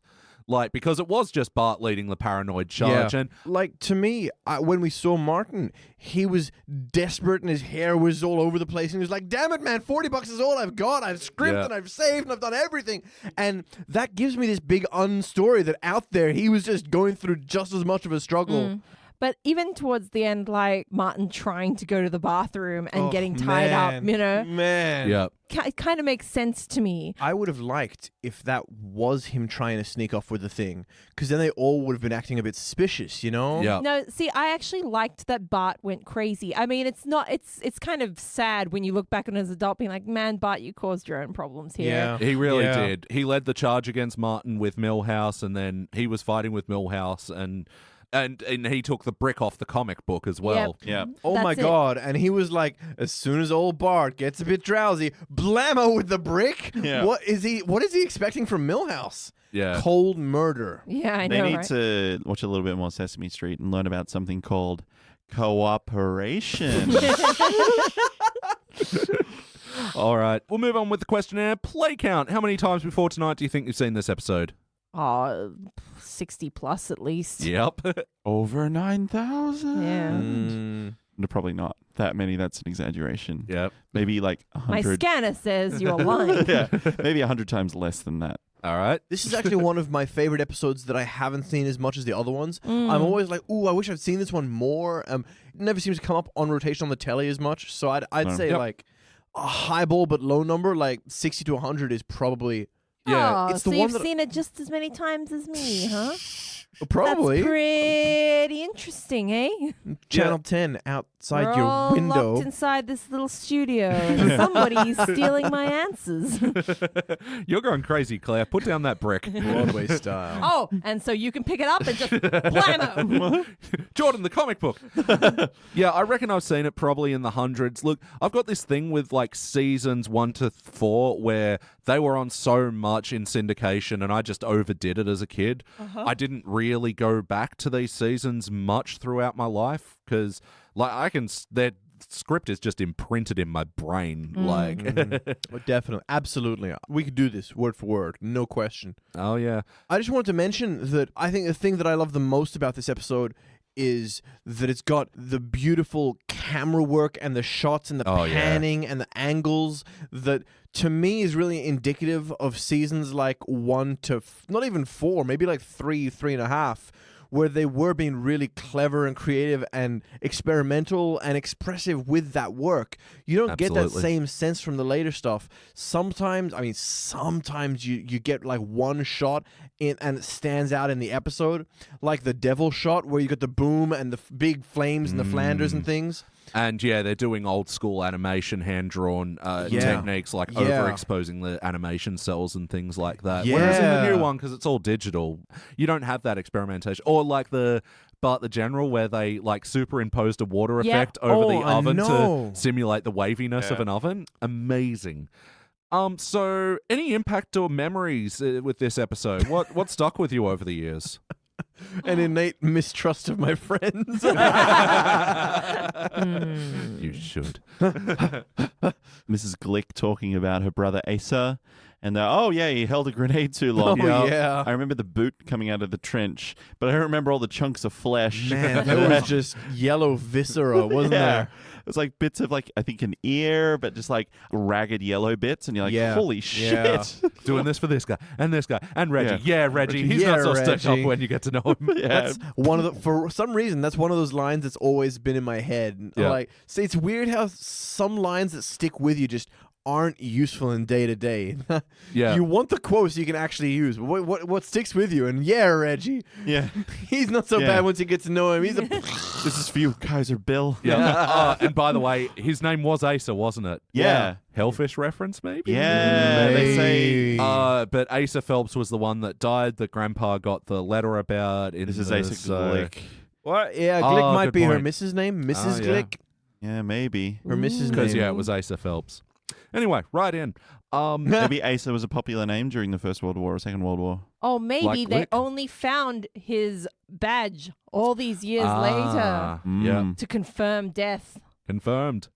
One of the bits that really stuck with me over the years was the exchange between Bart and Homer. 2 quarters was a lot of money back when I was a kid. Really? No. Work sucks, Dad. I was almost double your age before I learned that lesson. Yeah. Yeah. Excellent. I talked about it before, like I pre-quoted it before the episode, the bit with the Homer, it's really coming down out there. Can you check on the boys? And then just like the lightning strikes and then you can just see them strangling each other. Yeah, they're fine. Yeah. Yeah. What room is he in then?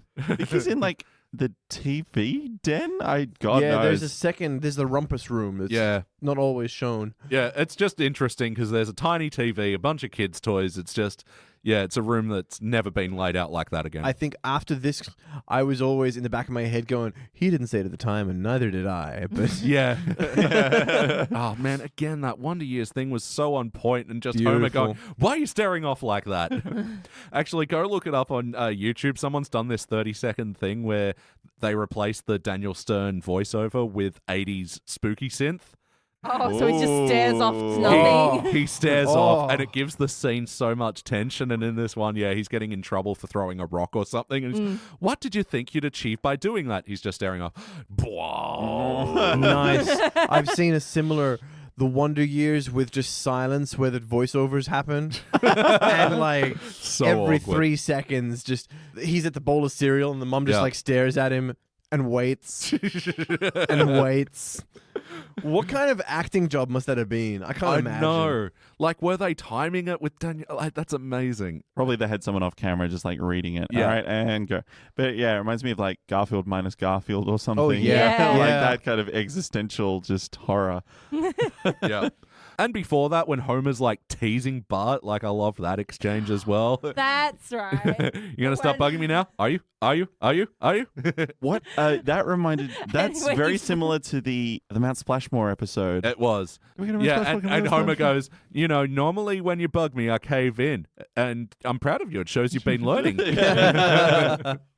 And then, yeah, when he's teasing, punches him in the arm. How do you like damn apples?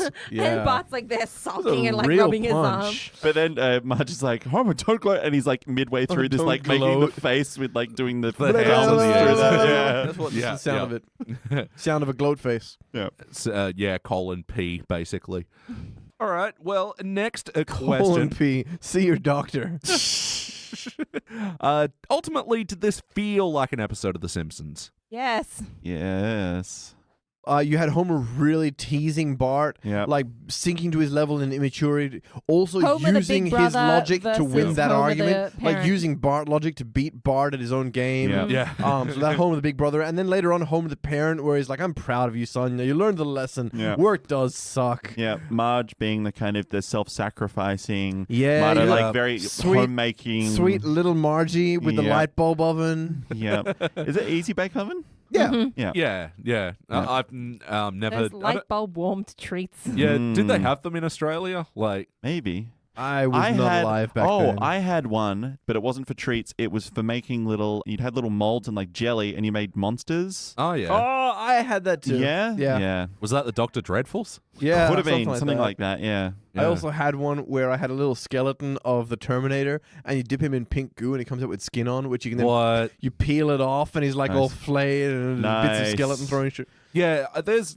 is a quick question. Yeah, it totally felt like The Simpsons. All the characters are on point. This is building the foundation of The Simpsons, and it's solid concrete that it's on. This is the first appearance of Comic Book Guy and Mrs. Click Oh. and Radioactive Man. Wow. But you can tell that like Comic Book Guy from the very start, Mrs. Glick from the very start, Yeah. have been the same. Like Yeah. they Yes. are. Like his They voice well changed a established. little. He had Yeah. a bit of a lisp, and it wasn't quite the same No. sort of whiny. But it was still that superior kind of Oh, like yeah. Very Yeah. holier than that. Yeah. I don't need this. I've got a master in folklore mythology. He's got a master's in folklore mythology. yeah. That Oh, puts man. such a kind of a tragic spin on him that Yeah. he's just like, this is what he's doing. Yeah. He's got a useless degree. Yeah, for Yeah. real. Unlike Come us. on, guys. We would all love to run a comic book store. I don't know. I wouldn't mind getting a master's in folklore mythology. It sounds yeah, like I know. a That rad sounds fun. really interesting. It's just not a pay the bills kind of degree. Eh. Really isn't. Wow, I can't believe it's the first appearance of all those characters. Yeah. That's amazing. And we all noticed that the candy dish comes back later. Ah. $90. Man, all those candies stuck together. I swear Yeah. I saw that so many times in my youth. Yeah. It's just like, I want one, but I don't know how to.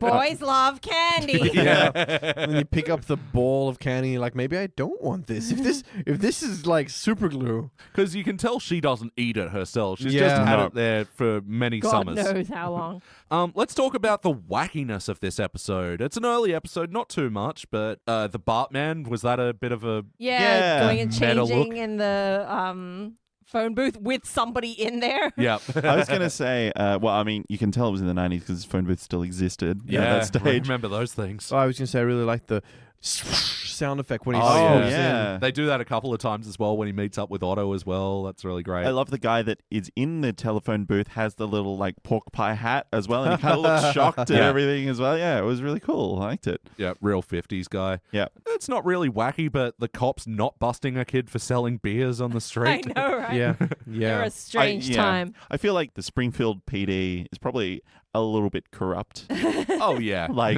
it's Just probably a well low-grade established. corrupt. Like Yeah. free donuts kind of corrupt. Yeah. A free cold beer and a friendly ear. Yeah. And I love it how immediately Barney's on tick for this. Oh, wait, to use a more general term. He's already trying to get a tab going with Yeah. Bart. It's Can you spot me? I'm good for it. Beat it. Yeah. I think one of the shots that stayed with me is the little piece of the Radioactive Man comic in the bird's nest at the end. Oh, yeah. That's always going to be in my head. The fucking backstory as well. Yeah. That's how it happened. Fucking Yeah. 4 panels. Yeah. I do love it reminded me of Kevin Sorbo. Oh no. Choke. Radiation. Yeah, reading the stage directions. Classic. Do it. How about the... Do it. This isn't my world. Disappointed! Claire Sorbo, everybody. Clevin. How about Clorbo.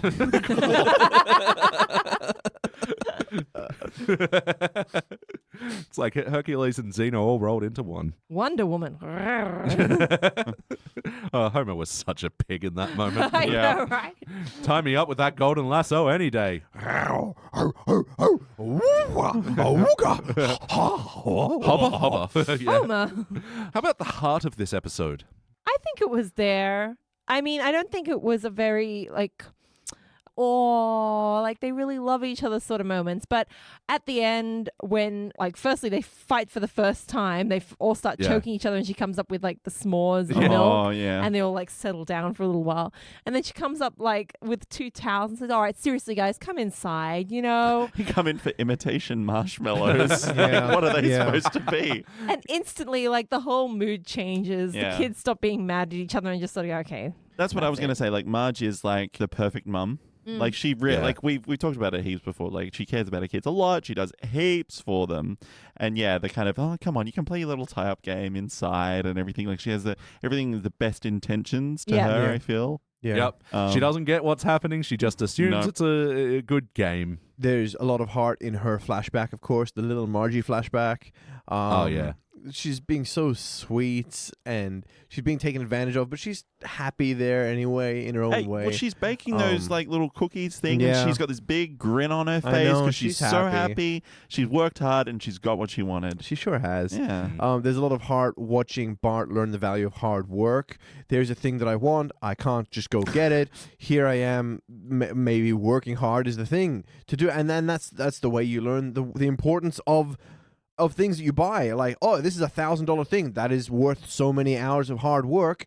Yeah. That this puts value on the thing. A little piece of his childhood. He's like a huge cynic in the middle there and goes, well, how much money have you earned? Nothing yet, but at least I'm in a huge amount of pain. Yeah. Oh, sure. And I mean, I feel like they actually undercut the heart of this episode at the end by him saying, oh, I haven't learned shit, whatevs. Yeah, it just ticks me off as all. And I kind of wish that Milhouse and Martin were a bit madder at him, but then I guess he couldn't reset to 0.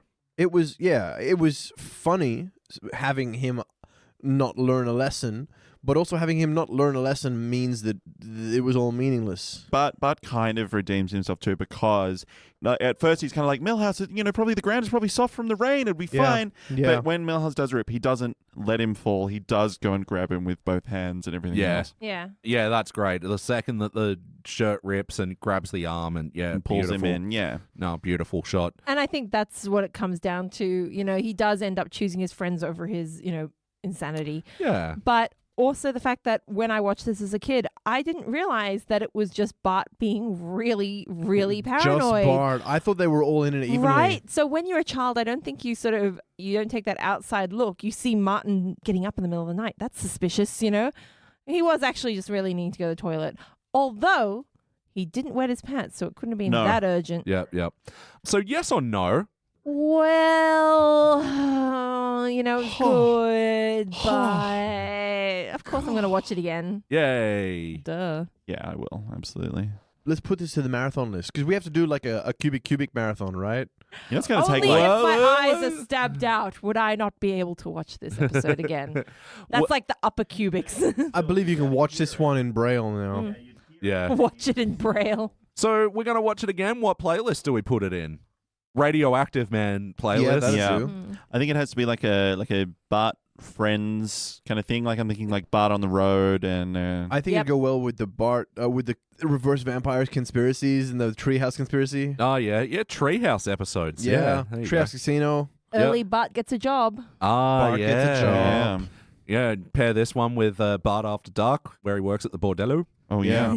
Or Burlesque House, I should say. Yeah. Or Mrs. Glick episodes or comic book guy. Totally. Homer parenting. Yeah. Homer's life lousy advice. parroting. Yeah. Slumber parties. The one where the girls all slumber over. Oh, yep. Oh, man. We need to watch that again. Again. Again. Again and again. And again and again and again. Ones where the dog shreds stuff. Oh, yeah. Yeah. Yeah. Eats my homework, eats the hat, eats the shoes, eats the sneakers. Yeah. Oh, my God, he's got the precious cable TV cable. Yeah. Yeah. Oh, there's lots of... Raphael ones Oh, as well. yeah. Yeah. Off-model Raphael. Yeah. So, This is a busy episode. yeah, this is one where Raphael had orange hair and a moustache instead of his usual bald. Looked very Gary Larson. He's sarcastic he had the guy. He had the small glasses and no eyes behind them. Yeah. And he Yeah. had the big curly hair that didn't have like a real defined forehead line to it or anything. Yeah. Very Gary Larson style. No, totally.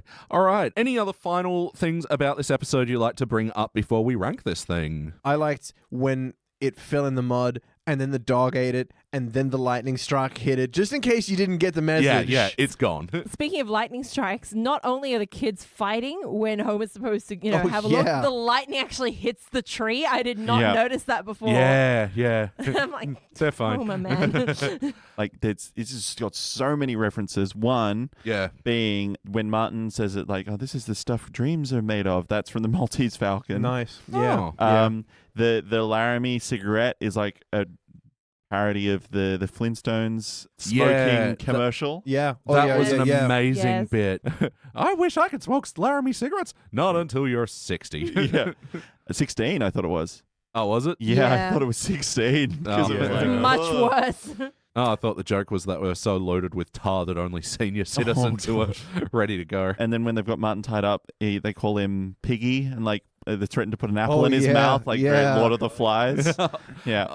Wow, so many references to movies I have not seen. See, this episode is inspiring a playlist for me, but not Oh, of here Simpsons you episodes, go. movies to watch. Yeah, it's a good idea. Oh, yeah, I just had one more like kind of anal corner. Jordan's Anal Corner. Is Marge an acrobat?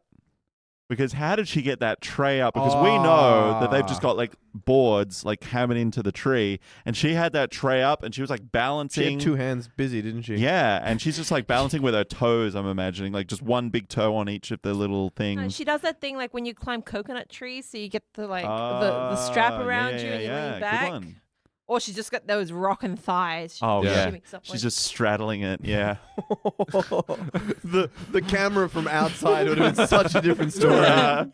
Her impossibly long legs are just wrapped around twice. She snakes back down.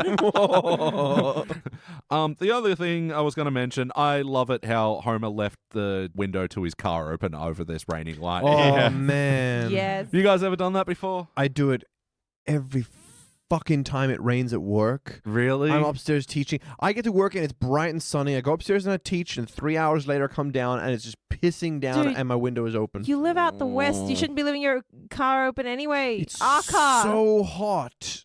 It's so hot if I don't that I come in and things are melted. Yeah, but if you don't, like, close it, things are stolen. It's like the car. It's the eternal conundrum, isn't it?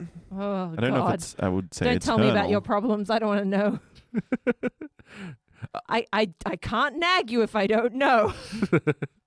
All right, guys, I believe it is time to rank this thing. Woo! All right. I think Claire needs to kick it off. Oh, cubic zirconia? Oh yeah. Why? because it's a really good episode. I mean, it's actually quite well animated as well. I think by season 2, they'd really found their stride. So there wasn't too many fuck-ups, for lack of a better word. Yeah. They were very clever with the way they shot it, and the whole plot and everything was done really neatly.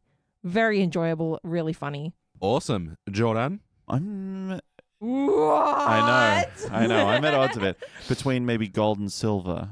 What? I'm kidding. I just wanted to see your reaction. Picks up the brick.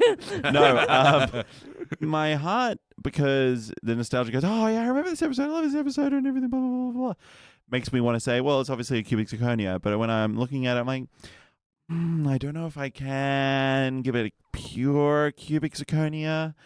I can give it cubic because my If guts you're is not not saying. 100% You gotta sure, it's not. Like, that's my feeling. If you're Yeah. not like instantly, this is a cubic, then it's not a cubic. It's a Yeah. gold. You got to go with your heart guts, man. I think I have to give it a gold. Like it's very good.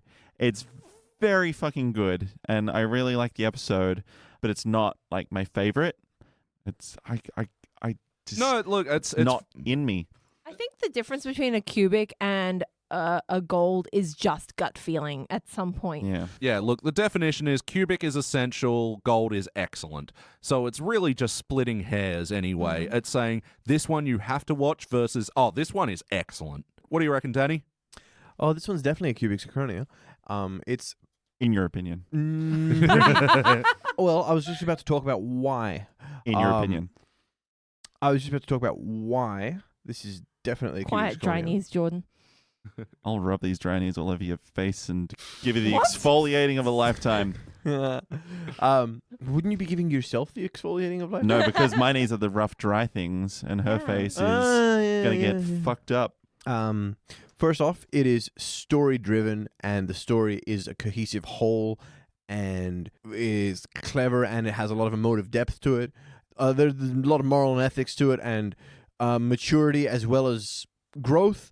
To me, the episodes that become cubic zirconiums have a lot of movie references built into them, not just hidden, but built into the storyline, built into the structure, built into the camera work, built into the shots, and I think that's part of where the storylines come from as well. These are classic stories retold, and it has a lot of information referenced in there that people can go out and learn about and be interested in, and I think that this is one of those episodes where you could watch this and go away and watch 60 movies and see how they all come together to create one new product at the end. And because it's beautiful to watch. The camera work is lovely, the expressions, the action sequences, the violence, the drama of them hanging on the thing, the lightning, the shot after the rain, where the high saturated thing and they've all got like the hypercolor and the shadows everywhere as they learn their, as echoing the emotion of the storm having passed. I couldn't ask more from this episode. Yeah, wow, I'm really stuck here because I kind of agree with you, Jordan, that, you know, when we're talking, you know, excellent versus essential, do people need to go out and check out this one?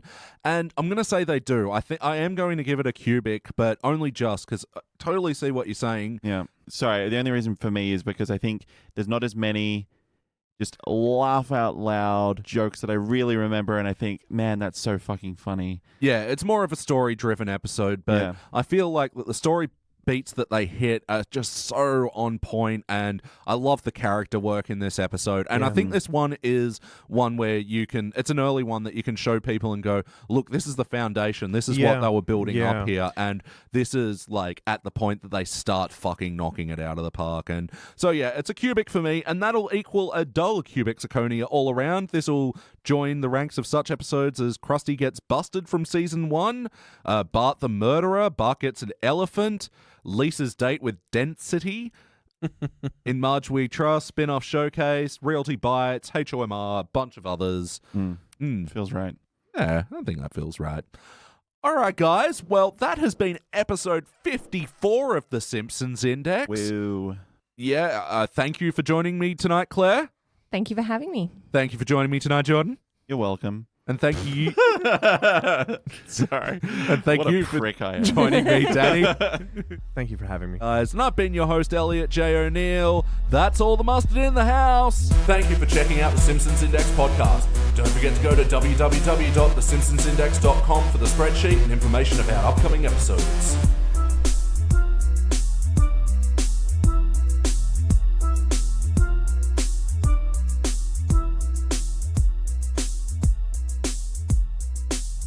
And for today's extra content, Yeah, sort of. Did you just try to eat a fidget spinner? You deserve everything Yeah. you get. Well, you live and learn. So what other porns have you guys seen? You mean like interesting ones or just like ones? I don't think I've seen a whole porn, actually. Oh. Like a, Well, like the a, thing you is, know. once you've come, you really don't want to watch the rest. Yeah. I've got other things to do with my day. Don't you want to find out what happens? Unless it's so fascinating that you're just like, wow, how does she do that? Wow. I would get such a cramp, but she is just, you know, like a boss. Jordan, do your Owen Wilson. Wow. Oh, God. Perfect. That's so on point. Yeah. But. Okay, Porky, what are you trying to say? Krusty can keep 3 full-size adult women in his pocket. Oh, and a tiny midget clown. they- Come on, they man. were You doing know how the- that bit was done. What, through the floorboards? Through the curtain behind him. Oh, I didn't don't see that. destroy the magic for To the- little Jordan. Yeah. I was like, no, because he pulled his pocket. And How did he- he get his pocket to stay out like that? Oh, he He hooked it. hooks it on the curtain. I didn't see And that. there's a slice down the back of the pocket Oh, where I they didn't come. see that. Oh, I'm so sorry. Very magic much. is- Oh, You didn't see the curtain flutter, though. oh, that this is is really cute. the magician's except craft. It's also really weird. This is the magician's craft. It's also a very- cartoon, They Jordan. can't actually get that many clowns into a Volkswagen. Like What? I like that it was the 3 dancing Oh. girls and not the cactus or the hat lamp. stand that No, started. haven't you seen Mary Poppins? Come on, man. Mary Poppins has a slit in her pocket. Didn't you? It's a piece of cake. Whoa now. Whoa. Whoa. Daniel, don't talk about Mary Poppins as anything. Pocket slit. Anyway, So what do you think about it, Elliot? For some reason, that's what he sounds like in my head. I didn't plan my image impression out. Shit, I really... Hang on. I'm Elliot J. O'Neill. Oh, God. Why does he sound like Devo? Well, the thing is, when you go for accuracy with an impression, it's either going to be bad or offensive. You have to kind of go as far from accuracy as you Okay. can, and it comes Yeah, back to fair funny again. Yeah, if that's not a kid's cartoon, I will eat it. Dick. Yeah, all right. You were going to do that anyway. Yeah. All right. Next week on the Index. Jordan, stop that. Jordan, what'd you think? Yeah, it's this exact scene. It looks like it's on the Statue of Liberty. There you Wow. Yeah. Wow. go. Wow, they're on the Statue of Liberty. That's crazy.